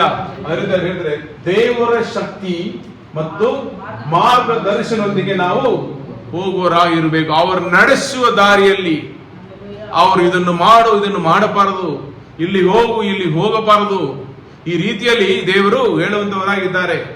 ನೀವು ಕೂಡ ಫ್ರೈಡೆಗೆ ಹೋಗ್ಬೇಕಂದ್ರೆ ಒಂದು ಕಾರ್ಯದಲ್ಲಿ ದೇವರು ಟಕ್ಕಂದೆ ಸಂಡೇ ನಾವು ಇಬ್ಬರು ಕೂತ್ಕೊಂಡು ಮಾತಾಡಿದ್ದೇವೆ. ದೇವರು ವಿಧೇಯತೆಯನ್ನು ಅವರು ಬಯಸುತ್ತಾರೆ. ನಾನು ಹೇಳಿದ ಹಾಗೆ ಅವರು ಮಾಡ್ತಾರ, ಆ ದಿವಸದಲ್ಲಿ ಅವರಿಗೆ ಕೊಡೋದಕ್ಕೆ ಸಾಧ್ಯ. ಬಟ್ 2 ದಿವಸ ಕಾಯ್ತಾ ಇರೋದು ಹೇಳೋದಕ್ಕೆ ಕಾರಣ ಏನು? ವಿಧೇಯತೆ, ಬೇರೆ ಏನಿಲ್ಲ. ನಾನು ಹೇಳೋದನ್ನು ಸ್ವಂತ ಬುದ್ಧಿಯನ್ನು ಯೂಸ್ ಮಾಡಿ ಹಿಂಗೆ ಮಾಡಿಬಿಡೋಣ, ಹಂಗೆ ಮಾಡೋಣ, ಟೆಂಪ್ಟೇಷನ್ ಬರ್ಬೋದು, ನಮ್ಮ ಕಡೆಯಿಂದ ಬೇರೆ ಕಡೆಯಿಂದ ಬರುತ್ತೆ. ಆದ್ರೂ ನಾವು ದೇವರಿಗೆ ವಿಧೇಯರಾಗಿ ಇದ್ದೇವಾ ಅದನ್ನು ದೇವರು ನೋಡ್ತಾರೆ. ಅಷ್ಟೇ ಅವ್ರು ನೋಡ್ತಾರೆ. ಅದೇ ಮಾರ್ಗದರ್ಶನ, ನಮಗೆ ಸರಿಯಾದ ದಾರಿಯಲ್ಲಿ ಅವ್ರು ನಡೆಸ್ತಾರೆ. ಅವ್ರಿಗೆ ಗೊತ್ತು ಈ ದಾರಿಯಲ್ಲಿ ವೈರಿ ನಿಲ್ತಾ ಇದ್ದಾನೆ, ಈ ದಾರಿಯಲ್ಲಿ ಶತ್ರು ನಿಲ್ತಾ ಇದ್ದಾನೆ, ಇಲ್ಲಿ ಹೋದರೆ ಬಿದ್ದು ಹೋಗಿ ಬಿಡ್ತಾರೆ. ಆದ್ರಿಂದ ಇದು ಬೇಡ ಕಣೋ, ಈ ರೀತಿಯಲ್ಲಿ ಮಾಡು, ಆ ರೀತಿಯಲ್ಲಿ ಮಾಡು, ಈ ದಾರಿಯಲ್ಲಿ ಹೋ, ಈ ಮನುಷ್ಯರು ಬೇಡ, ಆ ಮನುಷ್ಯರು ಬೇಡ, ಆ ಸ್ಥಳ ಬೇಡ, ಈ ಸ್ಥಳ ಬೇಕು. ಇದೆಲ್ಲವನ್ನು ಮಾರ್ಗದರ್ಶಿಯಾಗಿ ನಿಂತು ನಮಗೆ ನಡೆಸುವ ದೇವರು ಬರಿದ್ದಾರೆ. ಆ ನಡೆಸುವಿಕೆಯಲ್ಲಿ ನಾವು ಹೋಗಬೇಕು. ಮೊದಲು ನಾವು ನಮ್ಮ ಶಕ್ತಿಯಿಂದ ಹೋಗಬಾರದು. ಎರಡನೇದಾಗಿ ದೇವರ ಮಾರ್ಗದರ್ಶನ, ದೇವರ ದಾರಿಯಲ್ಲಿ ದೇವರ ನಡೆಸುವಿಕೆಯನ್ನು ಅನುಸರಿಸಿ ನಾವು ವಿಷಯಗಳನ್ನು ಮಾಡಬೇಕು. ಅದನ್ನು ದೇವರು ಬಯಸುತ್ತಾರೆ. ಇವನು ಮಾಡಿದರಿಂದ ಇವನ ಜೀವನದಲ್ಲಿ ಏನು ನಡೆಯುತ್ತೆ ನಾವು ನೋಡೋಣ. ಮುಂದೆ ಓದಿರಿಮ್ಮ. ಗಿದ್ಯೋನನು ಆ 300 ಜನರನ್ನು ಇಟ್ಟುಕೊಂಡು ಉಳಿದ ಇಸ್ರಾಯೇಲರನ್ನು ಅವರವರ ಗುಡಾರಗಳಿಗೆ ಕಳುಹಿಸಿದನು. ಕಳುಹಿಸುವಾಗ ಅವರ ಹತ್ತಿರ ಇದ್ದ ಆಹಾರವನ್ನು, ಕೊಂಬುಗಳನ್ನು ತನ್ನ ಜನರಿಗೋಸ್ಕರ ತೆಗೆದುಕೊಂಡನು. ಮಿದ್ಯಾನರ ದಂಡು ಕೆಳಕ್ಕೆ ತೆಗ್ಗಿನಲ್ಲಿ ಇಳುಕೊಂಡಿತು. ಅದೇ ದಿವಸ ರಾತ್ರಿಯಲ್ಲಿ ಯೆಹೋವನು ಅವನಿಗೆ, ನೀನು ಎದ್ದು ಹೋಗಿ ಶತ್ರುಗಳ ಪಾಳೆಯದ ಮೇಲೆ ಬೀಳು, ಅದನ್ನು ನಿನಗೆ ಒಪ್ಪಿಸಿಕೊಟ್ಟಿದ್ದೇನೆ. ಅವರ ಮೇಲೆ ಬೀಳುವುದಕ್ಕೆ ಹೆದರುತ್ತೀಯಾದರೆ ಮೊದಲು ನಿನ್ನ ಸೇವಕನಾದ ಪುರನ ಸಂಗಡ ಅಲ್ಲಿಗೆ ಹೋಗಿ ಅವರು ಮಾತನಾಡಿಕೊಳ್ಳುವುದನ್ನು ಲಾಲಿಸು, ಆಗ ಅವರ ಮೇಲೆ ಬೀಳುವುದಕ್ಕೆ ನಿನಗೆ ಧೈರ್ಯ ಬರುವುದು ಅಂದನು. ಇನ್ನೊಬ್ಬರು ಓದ್ರಿ. ಗಿದಿಯೋನನು ಅದರಂತೆಯೇ ತನ್ನ ಸೇವಕನಾದ ಪುರನ ಸಂಗಡ ಶತ್ರು ಸೈನಿಕರ ಪಾಳೆಯದ ಕಡೆ ಭಾಗಕ್ಕೆ ಹೋದನು. ಮಿದ್ಯಾನರು, ಅಮಲೇಕ್ಯರು, ಮೂಡಣ ದೇಶದವರು ಮಿಡತಗಳಂತೆ ಗುಂಪಾಗಿ ತಗ್ಗಿನಲ್ಲಿ ಇಳುಕೊಂಡಿದ್ದರು. ಇವರೆಷ್ಟು ಜನರು? ಗಿದ್ಯೋನ್ ಜೊತೆಯಲ್ಲಿ ಇರುವರು 300. ಅವರು ಎಷ್ಟು ಜನರಿದ್ದಾರೆ? ಮಿಡತೆಗಳು, ಲಕ್ಷಗಟ್ಟಲೆ ಜನರು, ಅಸಂಖ್ಯವಾದ ಜನರು ಅಲ್ಲಿ ಇದ್ದಾರೆ. ಮಿಡತೆಗಳಂತೆ ಗುಂಪಾಗಿ ತಗ್ಗಿನಲ್ಲಿ ಇಳುಕೊಂಡಿದ್ದರು. ಅವರ ಒಂಟೆಗಳು ಸಮುದ್ರ ತೀರದ ಮರಳಿನಂತೆ ಅಸಂಖ್ಯವಾಗಿದ್ದವು. ಗಿದ್ಯೋನನು ಬಂದಾಗ ಅವರಲ್ಲೊಬ್ಬನು ತನ್ನ ಜೊತೆಗಾರನಿಗೆ ಒಂದು ಕನಸನ್ನು ತಿಳಿಸುತ್ತಿದ್ದನು. ಅವನು, ಇಗೋ, ನಾನು ಒಂದು ಕನಸನ್ನು ಕಂಡೆನು. ಅದರಲ್ಲಿ ಒಂದು ಜವೆಗೋದಿಯ ರೊಟ್ಟಿಯು ಉರುಳುತ್ತಾ ಮಿದ್ಯಾನರ ಪಾಳೆಯದೊಳಗೆ ಬಂದು ಒಂದು ಡೇರಿಗೆ ತಗಲಿ ಅದನ್ನು ಅಡಿಮೆಯನ್ನು ಮಾಡಿ ಬೀಳಿಸಿ ಬಿಟ್ಟಿತು ಎಂದು ಹೇಳಲು, ಅವನ ಜೊತೆಗಾರನು, ಇದು ಇಸ್ರಾಯೇಲನಾದ ಯೆಹೋಶನ ಮಗ ಗಿದ್ಯೋನನ ಕತ್ತಿಯೇ ಹೊರತು ಮತ್ತೊಂದಲ್ಲ. ದೇವರು ಮಿದ್ಯಾನರನ್ನು ಅವರ ಪಾಳೆಗಳನ್ನು ಅವರ ಕೈಗೆ ಒಪ್ಪಿಸಿದನು ಅಂದನು. ಗಿದ್ಯೋನನು ಆ ಕನಸನ್ನು, ಅದರ ಅರ್ಥವನ್ನು ಕೇಳಿದಾಗ ಯೆಹೋವನಿಗೆ ಅಡ್ಡ ಬಿದ್ದು ಇಸ್ರಾಯೇಲರ ಪಾಳೆಗಳಿಗೆ ಹಿಂದಿರುಗಿ ಬಂದು, ಹಲ್ಲೆಲೂಯಾ. ಇಲ್ಲಿ ನೋಡಿದ್ರೆ ಅವನು ಮೊದಲನೇದಾಗಿ ದೇವರ ಆಜ್ಞೆಗಳನ್ನು ಅನುಸರಿಸಿ ಪ್ರತಿಯೊಂದು ಹೆಜ್ಜೆಯಲ್ಲಿ ದೇವರ ಆಜ್ಞೆಯನ್ನು ಅನುಸರಿಸ್ತಾನೆ. ಎರಡನೇದಾಗಿ ದೇವರ ಶಕ್ತಿ ಮತ್ತು ಮಾರ್ಗದರ್ಶನದೊಂದಿಗೆ ಅವನು ಹೋಗುತ್ತಾನೆ. ಮೂರನೇದಾಗಿ ಇದೆಲ್ಲ ಏನು? ತಗ್ಗಿಸುವಿಕೆ, ನಮ್ರತೆ ಮತ್ತು ದೇವರ ಮೇಲೆ ಸಂಪೂರ್ಣವಾದ ಅವಲಂಬನೆ, ಅಂದ್ರೆ ಡಿಪೆಂಡೆನ್ಸ್. ಅವರನ್ನು ಆಧಾರವಾಗಿ ಇಟ್ಟುಕೊಳ್ಳುತ್ತಾರೆ ಸಂಪೂರ್ಣವಾಗಿ. ಮನುಷ್ಯರ ಮೇಲೆ ಅಲ್ಲ, ಕೈಯಲ್ಲಿ ಇರುವ ಆಯುಧಗಳ ಮೇಲೆ ಇಲ್ಲ, ದೇವರ ಮೇಲೆ ಸಂಪೂರ್ಣವಾದ ಆಧಾರ. ಹಲ್ಲೆಲೂಯಾ. ಆಮೇಲೆ ನೀವು ನೋಡಿದರೆ ಅವನ ಕಿವಿಗಳು ದೇವರ ಸ್ವರಕ್ಕೆ, ಕರ್ತನ ಸ್ವರಕ್ಕೆ ತೆರೆದಿರಬೇಕು. ಅಲ್ಲಿ ಯಾರೋ ಒಬ್ಬ ದರ್ಶನವನ್ನು ನೋಡಿ ಹೇಳ್ತಾನೆ, ಮತ್ತೊಂದಲ್ಲ ಅಷ್ಟಲ್ಲ, ಹ್ಮ್. ದೇವರು ಮಿದ್ಯಾನರನ್ನು ಅವರ ಪಾಳೆಯಗಳನ್ನು ಅವರ ಕೈಗೆ ಒಪ್ಪಿಸುವನು ಅಂದನು. ಈ ರೀತಿಯಲ್ಲಿ ಒಬ್ಬನು ನೋಡಿದ ದರ್ಶನಕ್ಕೆ ಅವನು ಅರ್ಥ ಹೇಳುತ್ತಾನೆ, ಅದನ್ನು ಇವನು ಕಿವಿ ಕೊಟ್ಟು ಕೇಳಿಸಿಕೊಳ್ತಾನೆ, ಆಮೇಲೆ ಅದನ್ನು ನಂಬುತ್ತಾನೆ. ಅಲ್ಲಿ ಈ ರೀತಿಯಲ್ಲಿ ಯಾವಾಗಲೂ ಅವನು ಕಿವಿ ತೆರೆದಿರಬೇಕು. ಒಬ್ಬ ವಿಶ್ವಾಸಿ, ಒಬ್ಬ ದೇವರ ಮನುಷ್ಯನು, ಒಬ್ಬ ಸೇವಕನು, ಅವನ ಕಿವಿ ಯಾವಾಗಲೂ ದೇವರ ಸ್ವರಕ್ಕೆ ತೆರೆದಿರಬೇಕು. ಹಂಗಾದ್ರೆ ಅವನು ಪ್ರಾರ್ಥನೆ ಮಾಡುವವರಾಗಿರಬೇಕು, ದೇವರೊಂದಿಗೆ ನಡೆಯುವವರಾಗಿರಬೇಕು, ಸತ್ಯವೇದವನ್ನು ಧ್ಯಾನಿಸುವವರಾಗಿ ಇರಬೇಕು. ದೇವರ ಮಾತಿಗೆ ನಮ್ಮ ಕಿವಿ ಯಾವಾಗಲೂ ತೆರೆದಿರಬೇಕು. ನಮ್ಮ ಜೀವಿತದಲ್ಲಿ ನಮಗೆ ಅನುಮಾನಗಳು, ಸಂದೇಹಗಳು, ನಮ್ಮನ್ನು ಭಯಪಡಿಸುವ ಪರಿಸ್ಥಿತಿಗಳು ಬಂದೇ ಬರುತ್ತೆ. ಆವಾಗ ನಾವು ಬಿತ್ತೋಗಿ ಬಿಡುತ್ತೇವೆ, ಬೇರೆ ತಪ್ಪು ದಾರಿಯನ್ನು ಹಿಡಿದು ಬಿಡುತ್ತೇವೆ. ನೀವು ದೇವರೊಂದಿಗೆ ನಡೆಯುವವರಾಗಿದ್ದರೆ ದೇವರ ದರ್ಶನವು, ದೇವರ ಮಾತು, ದೇವರ ವಾಕ್ಯಗಳು ನಿಮ್ಮ ಕಿವಿಗೆ ಬಂದು ಸಿಕ್ಕುತ್ತೆ. ನಿಮ್ಮನ್ನು ಅದು ಬಲಪಡಿಸುವಂತದಾಗಿಯೂ, ಧೈರ್ಯಪಡಿಸುವಂತದಾಗಿಯೂ, ಸರಿದಾರಿಯಲ್ಲಿ ನಡೆಸುವಂತದಾಗಿಯೂ ಇರುವವು. ಹಲ್ಲೆಲೂಯ. ಇವನು ದೇವರೊಂದಿಗೆ ನಡೆದರಿಂದ, ದೇವರಿಗೆ ವಿಧೇಯರಾಗಿದ್ದರಿಂದ, ದೇವರ ಮೇಲೆ ನಂಬಿಕೆ ಇಟ್ಟ ಕಾರಣ ಅವನು ದೇವರನ್ನು ಆರಾಧಿಸುವನಾಗಿ, ಯಾವಾಗಲೂ ದೇವರೊಂದಿಗೆ ನಡೆಯುವನಾಗಿದ್ದರಿಂದ ದೇವರ ಸ್ವರವನ್ನು ಅವನು ಕೇಳುವನಾಗಿದ್ದನು. ಹಲ್ಲೆಲೂಯ. ಅದು ಅವನಿಗೆ ನಡೆಸುವಿಕೆಯನ್ನು ಕೊಡುತ್ತದೆ, ಅವನಿಗನ್ನು ಧೈರ್ಯಪಡಿಸುತ್ತದೆ, ಬಲಪಡಿಸಿತು. ಹಲ್ಲೆಲೂಯ. ಇವತ್ತು ಅವನು ಬಲವನ್ನು ಹೊಂದಿಕೊಂಡವನಾಗಿ ಅವನು ಹಿಂದಿರುಗಿ ಹೋಗಿ ಜನರನ್ನು ನೋಡಿ, ಆ 300 ಜನರನ್ನು ನೋಡಿ, ಹೇಳಿರಿ, ಯೆಹೋವನು ಮಿದ್ಯಾನ್ಯರ ಪಾಳೆಯವನ್ನು ನಿಮ್ಮ ಕೈಗೆ ಒಪ್ಪಿಸಿದಾನೆ ಅಂತನು. ಮತ್ತು ಅವನು ಆ 300 ಮಂದಿಯನ್ನು 3 ಗುಂಪು ಮಾಡಿ ಪ್ರತಿಯೊಬ್ಬ ಕೈಯಲ್ಲಿಯೂ ಕೊಂಬನ್ನು ಉರಿಯುವ ಪಂಜಡೆ ಇರುವ ಬರೀ ಕೊಡವನ್ನು ಕೊಟ್ಟು ಅವರಿಗೆ, ನನ್ನನ್ನೇ ನೋಡುತ್ತಾ ನಾನು ಮಾಡುವ ಹಾಗೆ ಮಾಡಿರಿ. ನಾನು ಪಾಳೆಯದ ಅಂಚಿಗೆ ಬಂದಾಗ ಹೇಗೆ ಮಾಡುತ್ತೇನೋ ಹಾಗೆ ನೀವು ಮಾಡಬೇಕು. ಇದ್ದವರು ಕೊಂಬುಗಳನ್ನು ಊದಲು ನೀವು ಪಾಳೆಯದ ಸುತ್ತಲೂ ಕೊಂಬನ್ನು ಊದಿ ಯೆಹೋವನಿಗೆ ಜಯ, ಗಿದ್ಯೋನನಿಗೆ ಜಯ ಎಂದು ಕೂಗಿರಿ ಎಂದು ಹೇಳಿದನು. ಹಲ್ಲೆಲೂಯಾ. ಇವರಲ್ಲಿ ಯುದ್ಧ ಮಾಡ್ತಾರ? ನಿಜ ಹೇಳಿರಿ. ಕೈಲಿ ಕತ್ತಿ ಹಿಡಿದುಕೊಂಡು ಹೋಗುತ್ತಾರ? ಬರ್ಜಿದೆಯಾ? ಏನಾದ್ರೂ ಶಿರಸ್ಥಾನವನ್ನು ಹಾಕಿಕೊಂಡು ಹೋಗುತ್ತಾರಾ? ಆಯುಧಗಳು ಧರಿಸಿಕೊಂಡು ಹೋಗುತ್ತಾರಾ? ಇಲ್ಲ. ಏನು ಕೈಯಲ್ಲಿ ಇದೆ? ಒಂದು ಕೈಯಲ್ಲಿ ಕೊಂಬು, ಇನ್ನೊಂದು ಕೈಯಲ್ಲಿ ಪಂಚು, ಕೊಡ. ಮೂರು ಕಾರ್ಯಗಳು. ಇದು 3 ತಗೊಂಡು ಅವರು ಹೋಗ್ತಾ ಇದ್ದಾರೆ. ನಿಜವಾಗಿ ಹೇಳ್ತೇನೆ, ಮಿಡತೆಗಳ ಹಾಗೆ ಅಲ್ಲಿ ಜನರು ಗುಂಬಾಗಿ ರಾಶಿಯಾಗಿ ಇದ್ದಾರೆ, ಸೈನಿಕರು. ಅವ್ರಿಗೆ ವಿರೋಧವಾಗಿ ಹೋಗಿ ಇವರು ಜಯಿಸೋಕ್ಕಾಗುತ್ತಾ? ಆಗಲ್ಲ. ಹಲ್ಲೆಲೂಯಾ. ಅವನು ನಂಬಿಕೆ ಇಟ್ಟು ದೇವರ ಮಾತಿಗೆ ವಿಧೇಯನಾಗಿ ಇತ್ತು, ದೇವರ ವಾಕ್ಯಕ್ಕೆ ಅನುಸಾರವಾಗಿ ಅವರ ಮಾರ್ಗದರ್ಶನದಲ್ಲಿ ಇತ್ತು. ಅವನು ದೇವರು ಹೇಳಿದ ಎಲ್ಲವನ್ನು ಅವನು ಮಾಡಿದರಿಂದ ತನ್ನನ್ನು ತಗ್ಗಿಸಿಕೊಂಡನು.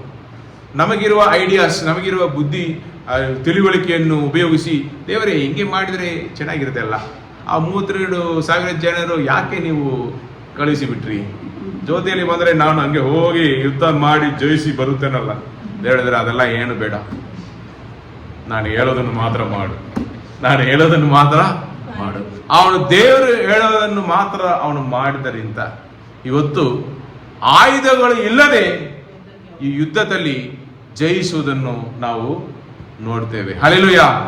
ಮುಂದೆ ಓದ್ರಿ, ಏನಾಯ್ತು? ರಾತ್ರಿಯ ಮಧ್ಯಾಹ್ನವು ಪ್ರಾರಂಭಿಸಿ ಕಾವಲುಗಾರರು ಬದಲಾದ ಕೂಡಲೇ ಗಿದ್ಯೋನನು ಅವನ ಸಂಗಡ ಇದ್ದು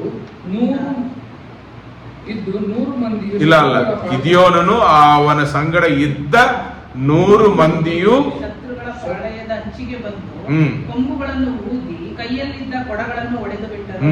ಕೂಡಲೇ 3 ಗುಂಪಿನವರು ಕೊಂಬುಗಳನ್ನು ಊದಿ ಕೊಡಗಳನ್ನು ಒಡೆದು ಬಿಟ್ಟು ಎಡಗೈಯಲ್ಲಿ ಪಂಜುಗಳನ್ನು, ಬಲಗೈಯಲ್ಲಿ ಊದುವ ಕೊಂಬುಗಳನ್ನು ಹಿಡಿದು ಯೆಹೋವನ ಕತ್ತಿ, ಗಿದ್ಯೋನನ ಕತ್ತಿ ಎಂದು ಕೂಗಿ ಪಾಳೆಯದ ಸುತ್ತಲೂ ತಮ್ಮ ತಮ್ಮ ಸ್ಥಳದಲ್ಲಿ ನಿಂತರು. ಪಾಳೆಯದವರಾದರೂ ಭ್ರಾಂತರಾಗಿ ಕೂಗುತ್ತಾ ಓಡಿ ಹೋಗ ಪ್ರಾರಂಭಿಸಿದರು. 300 ಕೊಂಬುಗಳನ್ನು ಊದುತ್ತಿರುವಲ್ಲಿ ಹ್ಮ್ ಪಾಳೆಯದವರು ಒಬ್ಬರನ್ನೊಬ್ಬರು ಪಾಳೆಯದವರು ಒಬ್ಬರನ್ನೊಬ್ಬರು ಹತ ಮಾಡಿಕೊಳ್ಳುವಂತೆ ಮಾಡಿಕೊಳ್ಳುವಂತೆ ಯೆಹೋವನು ಮಾಡಿದನು. ಯಾರು ಮಾಡಿದರು? ದೇವರು. ದೇವರು ಮಾಡಿದನು. ಇವರು ಯುದ್ಧ ಮಾಡಿ ಇವರು ಹೋಗಿ ಕತ್ತಿ ಹಿಡಿದುಕೊಂಡು ಅವರನ್ನು ಸಾಯಿಸಿದರ? ಇಲ್ಲ. ಅಲ್ಲಿ ಇದ್ದವರು ಒಬ್ಬರನ್ನೊಬ್ಬರು ಹತ ಮಾಡಿಕೊಳ್ಳುವಂತೆ ದೇವರು ಮಾಡಿದನು. ದೇವರು ಯುದ್ಧ ಮಾಡಿದನು. ಹಲ್ಲೆಲೂಯಾ. ಪಾಳೆಯದವರು ಚರೇರದ ದಾರಿಯಲ್ಲಿರುವ ಬೇತ್ ಶಿಟ್ಟದವರೆಗೂ ಟಬ್ಬಾತಿನ ಬಳಿಯಲ್ಲಿರುವ ಅಬೇಲ್ಮೆಹೋಲಾ ಪ್ರಾಂತ್ಯದವರೆಗೂ ಓಡಿ ಹೋದರು. ಇಸ್ರಾಯೇಲರಾದ ನಫ್ತಾಲಿ ಆಶೇರ್ ಕುಲಗಳವರು ಮನಸ್ಸೆ ಕುಲದ ಎಲ್ಲಾ ಜನರು ಕೂಡಿ ಬಂದು ಮಿದ್ಯಾನರನ್ನು ಹಿಂದಟ್ಟಿದರು. ಇದಲ್ಲದೆ ಗಿದ್ಯೋನನ್ನು ಎಫ್ರಾಯಿಂ ಪರ್ವತ ಪ್ರದೇಶಗಳಿಗೆ ದೂತರನ್ನು ಅಟ್ಟಿ ಅಲ್ಲಿನವರೆಗೆ ನೀವು ಮಿದ್ಯಾನರಿಗೆ ವಿರೋಧವಾಗಿ ಹೊರಟು ಅವರು ಬೇತ್ ಬಾರವರೆಗೂ ಹೊರಗಿರುವ ಪ್ರವಾಹಗಳನ್ನು ಯೋರ್ದಾನ್ ಹೊಳೆಯನ್ನು ದಾಟಿ ಹೋಗದಂತೆ ಅಡ್ಡಗಟ್ಟಿರಿ ಎಂದು ಹೇಳಿಸಿದನು. ಆಗ ಎಫ್ರಾಯಿಮರೆಲ್ಲರೂ ಬೇತ್ ಬಾರದವರೆಗಿರುವ ಪ್ರವಾಹಗಳಿಗೂ ಯೋರ್ದಾನ್ ಹೊಳೆಗಳಿಗೂ ಬಂದು ಅವುಗಳ ಹಾಯ್ದ ಗಡಗಳನ್ನೆಲ್ಲ ಹಿಡಿದರು. ಇದಲ್ಲದೆ ಅವರು ಮಿದ್ಯಾನರ ನಾಯಕರಾದ ಓರೇಬ್ ಜೇಬ್ ಎಂಬುವನನ್ನು ಹಿಡಿದು ಓರೇಬನನ್ನು ಓರೇಬನ ಬಂಡೆಯ ಮೇಲೆಯೂ ಜೇಬನನ್ನು ಜೇಬನ ದ್ರಾಕ್ಷಿಯ ಆಲೆಯಲ್ಲಿಯೂ ಕೊಂದು ಅವರ ತಲೆಗಳನ್ನು ತೆಗೆದುಕೊಂಡು ಮಿದ್ಯಾನರನ್ನು ಹಿಂದಟ್ಟುತ್ತಾ ಯೋರ್ದಾನಿನ ಆಚೆಗೆ ಹೋಗಿ ಅಲ್ಲಿದ್ದ ಗಿದ್ಯೋನನಿಗೆ ಅವುಗಳನ್ನು ಒಪ್ಪಿಸಿದರು. ಹಲ್ಲೆಲೂಯಾ. ಸತ್ಯನಾಶ್. ಹಲ್ಲೆಲೂಯಾ. ದೇವರು ನೀನು ನೋಡಿದರೆ ಅವರಿಗಾಗಿ ಯುದ್ಧ ಮಾಡಿ ಅವರಿಗೆ ಜಯವನ್ನು ಕೊಟ್ಟರು. ಹಲ್ಲೆಲೂಯಾ. ದೇವರ ಯುದ್ಧ ಇದು. ದೇವರು ಮಾಡಿದ ಯುದ್ಧ. ದೇವರು ಅವರ ಕೈಯಲ್ಲಿ ಒಪ್ಪಿಸಿಕೊಟ್ಟರು. ದೇವರು ಯುದ್ಧ ಮಾಡಿ ಜಯವನ್ನು ಕೊಟ್ಟರು. ಅವರಿಗೆ ಸಮಾಧಾನಕರವಾದ ವರ್ಷಗಳು ಅವರಿಗೆ ಸಿಗಿತ್ತು. ಹಲ್ಲೆಲೂಯಾ. ಆರಾಮಾಗಿ ಬದುಕಿದರು. ಅದು ಕಾರಣ ಏನಂದ್ರೆ ನೋಡಿದರೆ ವಾಗ್ದಾನಗಳನ್ನು ಪಡ್ಕೊಳ್ಳುವುದು ಬಹಳ ಸುಲಭವಾದ ಒಂದು ಕಾರ್ಯ.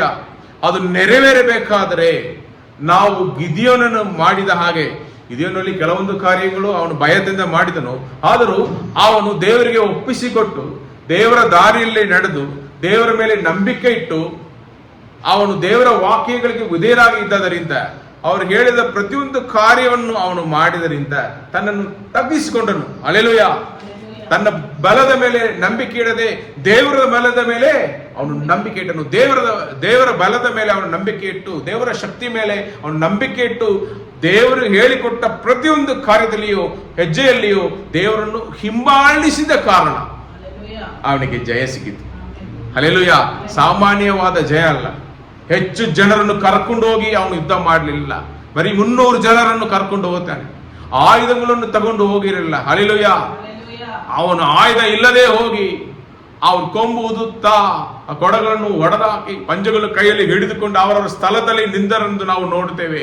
ದೇವರು ಅಲ್ಲಿ ಇಳಿದು ಬಂದು ಯುದ್ಧ ಮಾಡಿ ಅಲ್ಲಿ ವೈರಿಗಳು ಅವ್ರೇನ್ ಮಾಡ್ತಾರೆ, ಒಳಗಡೆ ಒಬ್ಬರನ್ನೊಬ್ಬರು ಕತ್ತಿಂದೆ ಹತ ಮಾಡಿಕೊಳ್ಳುವುದನ್ನು ನಾವು ನೋಡುತ್ತೇವೆ.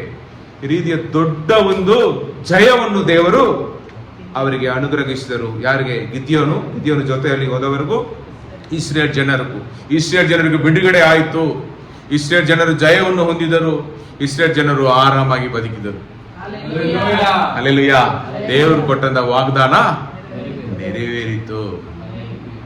ಇರುವಾಗ ನೀವು ನಾನು ಬಲಹೀನನು, ಧೈರ್ಯ ಇಲ್ಲದವನು, ನಂಬಿಕೆ ಇಲ್ಲದವನು, ನನಗೆ ಹೆಚ್ಚು ಅನುಮಾನಗಳು ಇವೆ, ಇದೆಲ್ಲ ನನ್ನ ಜೀವನದಲ್ಲಿ ನಡೆಯುತ್ತಾ ವಾಗ್ದಾನಗಳು ಕೊಟ್ಟಿದ್ದಾರೆ ಎಲ್ಲ ನೆರವೇರ್ತಾ ಅಂದು ನೀವು ಪ್ರಶ್ನಿಸ್ತಾ ಇರಬಹುದು.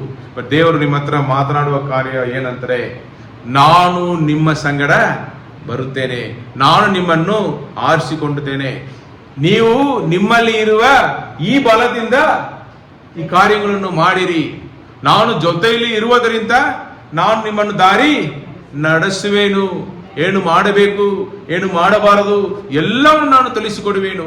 ನೀವು ಬರೀ ಪ್ರಾರ್ಥನೆ ಮಾಡುವವರಾಗಿ, ನನ್ನ ಪ್ರಸನ್ನತೆಯಲ್ಲಿ ಇರುವವರಾಗಿ, ನನ್ನೊಂದಿಗೆ ಅನ್ಯೋನ್ಯತೆಯಲ್ಲಿ ನಡೆಯುವವರಾಗಿ, ನನ್ನ ವಾಕ್ಯಗಳನ್ನು ಧ್ಯಾನಿಸುವವರಾಗಿ, ಅದನ್ನು ಅನುಸರಿಸಿ ನಡೆಯುವವರಾಗಿ ಇರಿ ಸಾಕು. ನೀವು ಈ ರೀತಿಯಲ್ಲಿ ಬದುಕುವುದಾದ್ರೆ ನನ್ನ ಸ್ವರ ನಿಮಗೆ ಕೇಳಿಸುವುದು. ನನ್ನ ಸ್ವರವನ್ನು ಕೇಳಿ ನೀವು ಅದನ್ನು ಅನುಸರಿಸಿ ನಾನು ನಡೆಸುವ ದಾರಿಯಲ್ಲಿ ನಡೆಯಿರಿ, ಜಯವನ್ನು ಹೊಂದುವಿರಿ. ಹಲ್ಲೆಲೂಯಾ. ನಾವು ಈ ರೀತಿಯಲ್ಲಿ ಗಿದ್ಯೋನು ಹಾಗೆ ನಾವು ಒಪ್ಪಿಸಿಕೊಡುವಾಗ ಎಲ್ಲಾ ಕಾರ್ಯಗಳಲ್ಲಿಯೂ ನಾವು ಜಯವನ್ನು ಹೊಂದುವರಾಗಿ ಇರುವೆವು.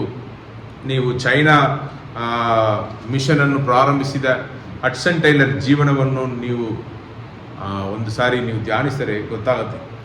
ಅವರು ಬರಿಕೈಯಾಗಿ ಅಲ್ಲಿ ಹೋದರು, ಅವರಿಗೆ ಯಾರು ಇಲ್ಲ.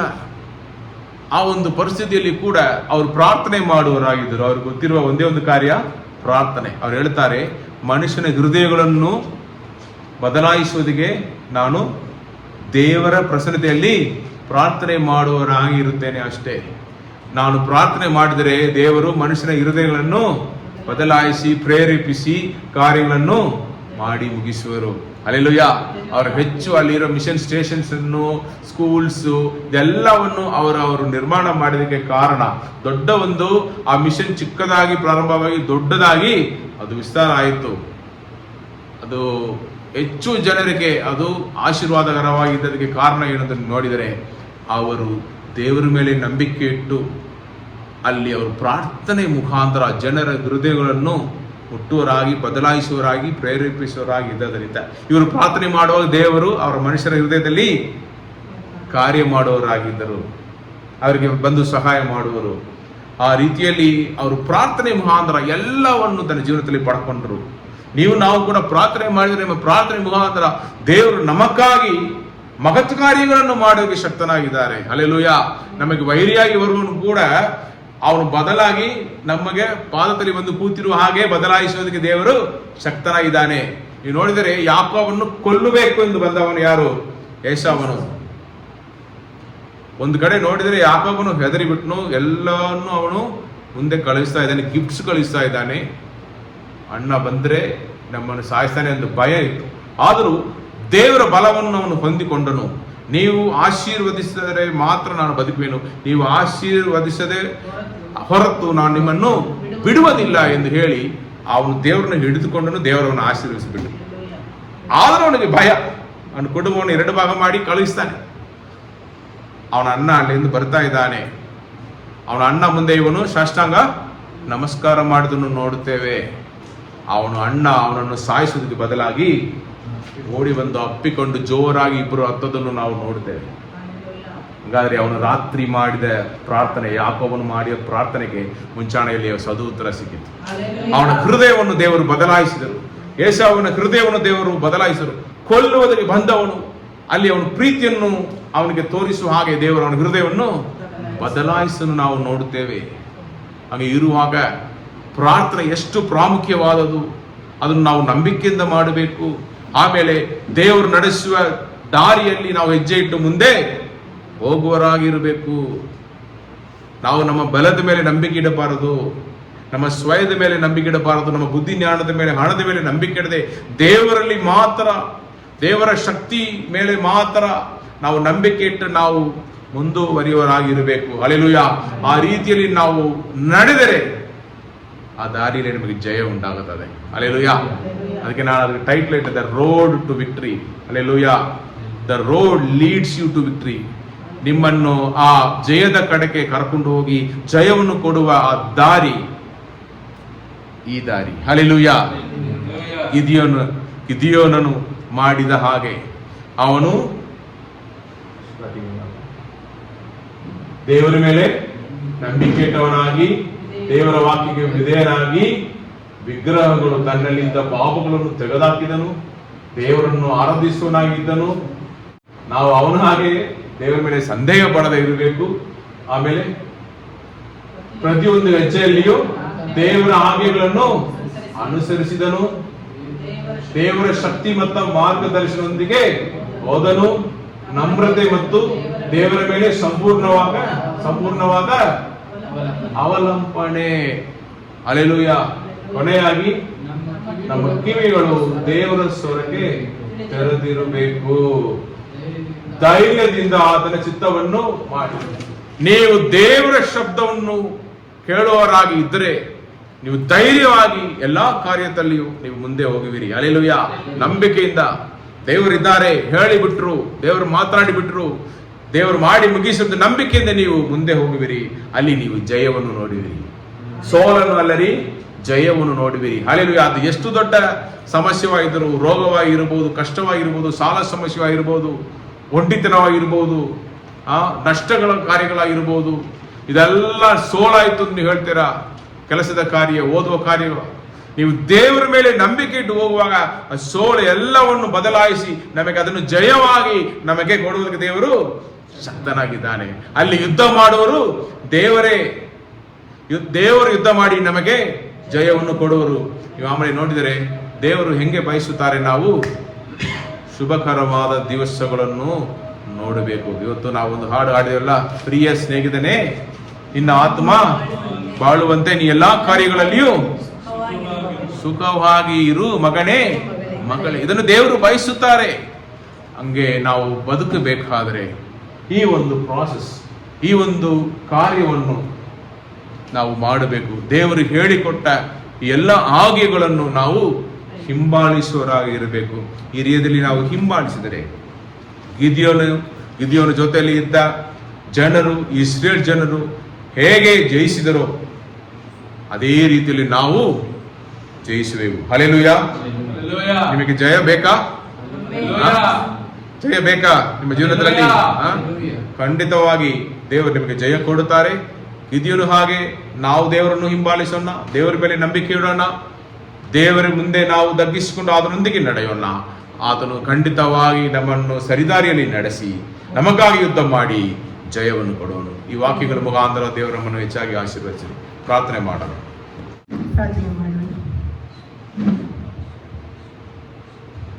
ಪರಿಶುದ್ಧನೇ, ಮಹೋನ್ನತನೇ, ಒಳ್ಳೆ ಸಮಯಕ್ಕಾಗಿ ನಿಮಗೆ ಸ್ತೋತ್ರ ಸ್ವಾಮಿ.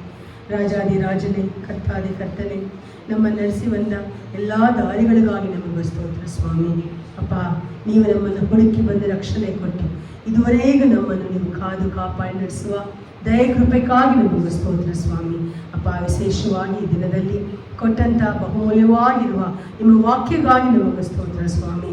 ಪವಿತ್ರ ಆತ್ಮನೇ, ನೀವು ನಮ್ಮೊಂದಿಗೆ ಮಾತನಾಡಿದ ದಯಕ್ಕಾಗಿ ಸ್ತೋತ್ರ, ನಂಬಿಕೆ ಕೊಟ್ಟ ಕೃಪೆಗಾಗಿ ಸ್ತೋತ್ರ. ನಾನಿರುವಾಗ ನಿಮಗೆ ಭಯ ಇಲ್ಲ, ನಾನು ಜಯವನ್ನು ಕೊಡುವೇನು ಎಂಬುದಾಗಿ ನಮಗೆ ಸ್ಪಷ್ಟವಾಗಿ ನಮ್ಮೊಂದಿಗೆ ಮಾತನಾಡಿದ ದಯ ಕೃಪೆಗಾಗಿ ನಮಗೆ ಕೋಟಿ ಕೋಟಿ ಸ್ತೋತ್ರಗಳು ಸ್ವಾಮಿ. ಅಪ್ಪ, ನಮಗೆ ನೀವು ವಾಗ್ದಾನ ಕೊಟ್ಟದ ಮೇಲೆ ನಾವಪ್ಪ ಜಯ ಕಡೆ ನಡೆಯುವಾಗ ಯಾವ ದಾರಿಯಲ್ಲಿ ನಡೆದರೆ ನಮಗೆ ಜಯ ಸಿಗುತ್ತೆ, ಹೇಗೆ ನಡೆದರೆ, ಹೇಗೆ ಬದುಕಿದ್ರೆ ನಾವು ಜಯವನ್ನು ಹೊಂದಿಕೊಳ್ಳಬಹುದು ಎಂಬುದನ್ನು ನಮಗೆ ಅಪ್ಪ ಇವತ್ತು ನಮಗೆ ತಿಳುವಳಿಕೆ ಕೊಟ್ಟದಕ್ಕಾಗಿ ನಿಮಗೆ ಕೋಟಿ ಸ್ತೋತ್ರಗಳು ಸ್ವಾಮಿ. ನಿಮ್ಮ ಮೇಲೆ ನಂಬಿಕೆ ಇಡುವರಾಗಿ ನಿಮಗೆ ವಿಧೇಯರಾಗಿ ಬದುಕಿ ಸ್ವಾಮಿ. ಅಪ್ಪ, ನಮಗೂ ನಿಮಗೂ ಮಧ್ಯದಲ್ಲಿರುವ ಎಲ್ಲ ಅಡೆತಡೆಗಳು ನೀಗಿಸಿ ಯಾವ ವಿಗ್ರಹಗಳು ನಮ್ಮ ಮಧ್ಯದಲ್ಲಿ ಇರದೆ ಅಪ್ಪ ಸ್ವಾಮಿ ನಿಮ್ಮನ್ನು ಆರಾಧನೆ ಮಾಡುವರಾಗಿ ಯಾವುದೇ ಕಾರಣಕ್ಕೂ ಮನಸ್ಸಲ್ಲಿ ಅನುಮಾನ ಇಲ್ಲದೆ ಎಲ್ಲ ಕಾರ್ಯದಲ್ಲೂ ನೀವು ಹೇಗೆ ನಡೆಯಕ್ಕೆ ಹೇಳಿದ್ದೀರೋ ಆ ದಾರಿಯಲ್ಲಿ ನಡೆದು ನೀವು ಹೇಳಿದೆಲ್ಲ ಮಾಡಿ ಅಪ್ಪ ಸ್ವಾಮಿ ಪೂರ್ಣ ನಂಬಿಕೆ ಇಟ್ಕೊಂಡು ನಿಮ್ಮಲ್ಲಿ ಅಪ್ಪ ಯಾವಾಗಲೂ ಸ್ವಾಮಿ ನೀವು ನಮಗೆ ಸಹಾಯ ಮಾಡ್ತೀರಾ ಎಂದ ನಂಬಿಕೆ ನಮ್ಮಲ್ಲಿ ಪೂರ್ಣವಾಗಿ ಇಟ್ಟು ಸಂಪೂರ್ಣವಾಗಿ ಇಟ್ಟು ನಮ್ಮ ಕಿವಿಗಳು ನಿಮ್ಮ ಮಾತಿಗೆ ಯಾವಾಗಲೂ ತೆರೆದು ನೀವು ಹೇಳೋ ಮಾತನ್ನೇ ನಾವು ಹಿಂಬಾಲಿಸಿ ನಡೆದ ಸ್ವಾಮಿ, ಭಯ ಇಲ್ಲದೆ ಪೂರ್ಣ ನಂಬಿಕೆಯಿಂದ ನಾವು ನಡೆಯುವಾಗ ಈ ಜಯ ನಮಗೆ ಸಿಗುತ್ತೆ ಎಂಬುದಾಗಿ ಮಾತನಾಡಿದ ಕೃಪೆಗಾಗಿ ಸ್ತೋತ್ರ ಸ್ವಾಮಿ. ಇವತ್ತು ಈ ವಾಕ್ಯವನ್ನು ಕೇಳಿರೋ ನಾವು ಬರೀ ಕೇಳಿಬಿಟ್ಟು ಹೋಗೋರಾಗಿಲ್ಲದೆ ಸ್ವಾಮಿ ಈ ಕಾರ್ಯಗಳೆಲ್ಲ ಹಿಂಬಾಲಿಸಿ ನಡೆದಪ್ಪ ಇದುವರೆಗೂ ನಮ್ಮ ಜೀವನದಲ್ಲಿ ನಡೀತಾ ಇಲ್ಲ ಅಂತಿರುವ ತಡೆಯಾಗಿರುವ ಕಾರ್ಯಗಳೆಲ್ಲ ದೇವರು ನಮಗೆ ನಡೆಸಿಕೊಡ್ಬೇಕಾಗಿ ಒಪ್ಪಿಸುತ್ತೇನೆ ಸ್ವಾಮಿ. ನಾನು ಪ್ರಾರ್ಥನೆ ಮಾಡ್ತಾ ಇದ್ದೇನೆ, ಕಾಯ್ತಾ ಇದ್ದೀನಿ. ನಡೀತಾ ಇಲ್ಲ ಅಂತಿರುವ ಪರಿಸ್ಥಿತಿಗಳು ಎಷ್ಟೋ ಉಂಟು ಸ್ವಾಮಿ. ಸುಮಾರು ಕಾರ್ಯದಲ್ಲಿ ಅಪ್ಪ ನಾನು ಮುಂದೆ ಹೋಗೋಕೆ ಆಗುತ್ತಾ ಇಲ್ಲ, ನಾನು ಆಸೆ ಪಡುವ ಕೆಲಸ ನನಗೆ ಸಿಗುತ್ತಾ ಇಲ್ಲ, ಒಳ್ಳೆ ಮದುವೆ ಆಗುತ್ತಾ ಇಲ್ಲ, ಮಗು ಇಲ್ಲ ಇದೆ, ಎಷ್ಟೋ ಪರಿಸ್ಥಿತಿಗಳು ಅಪ್ಪ ಜೀವನದಲ್ಲಿ ಮಕ್ಕಳಿಗಿದೆ ಸ್ವಾಮಿ. ಹಂಗಾಗಿರಪ್ಪ ನಾನು ಆಸೆ ಪಟ್ಟು ಕೇಳುವ ವಿಷಯಗಳಲ್ಲಿ ನನಗೆ ತಡೆಯಾಗುತ್ತಾ ಇರುವುದು ಯಾಕೆ ಎಂಬುದನ್ನು ಮನಸ್ಸು ನೋವಿಂದ ಕೇಳುತ್ತಾ ಇರುವಾಗ ದೇವರು ಈ ಒಂದು ಜಯದ ಹಾದೆ ಹೇಗಿರಬೇಕು, ಜಯವನ್ನು ಹೊಂದಿಕೊಳ್ಳೋದು ಹೇಗೆ ಅಂತ ಇಷ್ಟು ಸ್ಪಷ್ಟವಾಗಿ ನಮಗೆ ಹೇಳಿಕೊಟ್ರಲ್ವಪ್ಪ. ಈ ದಾರಿಯಲ್ಲಿ ನಡೆದು ನಂಬಿಕೆ ಇಟ್ಟು ಅಪ್ಪ ಎಲ್ಲ ಕಾರ್ಯದಲ್ಲೂ ನಿಮ್ಮ ಮಾತಿಗೆ ವಿಧೇಯರಾಗಿ ಬದುಕಿ ನೀವು ಹೇಳೋದನ್ನು ಮಾತ್ರ ನಾವು ಕೇಳಿ ನಡೆದು ಸ್ವಾಮಿ ಜಯವನ್ನು ಹೊಂದಿಕೊಳ್ಳೋದಕ್ಕೆ ನಮಗೆ ಸಹಾಯ ಮಾಡಿ ಸ್ವಾಮಿ. ಎಲ್ಲ ಅಡೆತಡೆಗಳು ನಜರೇನಾದ ಯೇಸುವಿನ ನಾಮದಲ್ಲಿ ನೀಗಿ ಹೋಗಲಿ. ನಂಬಿಕೆ ಕೊರತೆಗಳಿರದೆ ಸ್ವಾಮಿ ಹೆಚ್ಚಾದ ನಂಬಿಕೆ ಇಟ್ಟು ನಿಮ್ಮ ಮಾತಿಗೆ ವಿಧೇಯರಾಗಿ ಬದುಕಿ ಭಯ ಇಲ್ಲದೆ ನನ್ನ ದೇವರು ನನ್ನ ಜೊತೆ ಇದ್ದಾರೆ ಎಂಬ ನಂಬಿಕೆಯಲ್ಲಿ ಮುಂದೆ ಹೋಗಲಿಕ್ಕೆ ನಮಗೆ ಸಹಾಯ ಮಾಡಪ್ಪ. ಹಾಗೆ ಮಾಡುವಾಗ ಎಲ್ಲ ಕಾರ್ಯದಲ್ಲೂ ದೇವರು ನಮಗೆ ಜಯ ಕೊಡ್ತೀರಪ್ಪ. ಆ ಜಯವನ್ನು ಅನುಭವಿಸಿ ಅನೇಕರಿಗೆ ಸಾಕ್ಷಿಗಳಾಗಿರುವ ಮಕ್ಕಳಾಗಿ ನಮ್ಮನ್ನು ಬದಲಾಯಿಸಬೇಕಾಗಿ ಒಪ್ಪಿಸಿಕೊಳ್ತೇನೆ ಸ್ವಾಮಿ. ಸಭೆಯಲ್ಲಿರುವ ಪ್ರತಿಯೊಬ್ಬ ನಿಮ್ಮ ಪಾದಕ್ಕೆ ಒಪ್ಪಿಸ್ತೇನೆ. ಈ ವಾರ ಅವರಿಗೂ ಅವರ ಕುಟುಂಬಕ್ಕೂ ಆಶೀರ್ವಾದವಾಗಿರಲಿ ಸ್ವಾಮಿ. ಅವರ ಕೈ ಇಡುವ ಎಲ್ಲಾ ಕಾರ್ಯದಲ್ಲೂ ಸ್ವಾಮಿ ನೀವು ಇವತ್ತು ಮಾತನಾಡಿದ ಪ್ರಕಾರ ನಡೆದು ಜಯ ಹೊಂದಿಕೊಳ್ಳೋದಕ್ಕೆ ದೇವರು ಸಹಾಯ ಮಾಡಪ್ಪ. ಎಲ್ಲ ತಡೆಗಳು ಹೀಗೆ ಹೋಗಲಿ. ಅವರ ಜೀವನದಲ್ಲಿ ಆಶೀರ್ವಾದವನ್ನು ನೀವು ಕೊಡಬೇಕಾಗಿ ಅಪ್ಪ, ಅವರನ್ನು ಸಭೆಯಲ್ಲೂ ಸಮಾಜಲ್ಲೂ ಸಾಕ್ಷಿಗಳಾಗಿ ನಿಲ್ಲಿಸಬೇಕಾಗಿ ಒಪ್ಪಿಸಿಕೊಡುತ್ತಾ ನಮ್ಮ ಪ್ರಾರ್ಥನೆಯನ್ನು ಕೇಳಿಸಿ ಉತ್ತರ ಕೊಟ್ಟ ದೇವರಿಗೆ ಸ್ತೋತ್ರ ಹೇಳುತ್ತಾ ನಜರೇಯನಾದ ಯೇಸುವಿನ ನಾಮದಲ್ಲಿ ನಮ್ಮ ಪ್ರಾರ್ಥನೆ ಬೇಡಿ ಹೊಂದಿಕೊಳ್ಳುತ್ತೇನೆ. ಜೀವವುಳ್ಳ ತಂದೆಯೇ, ಆಮೆನ್.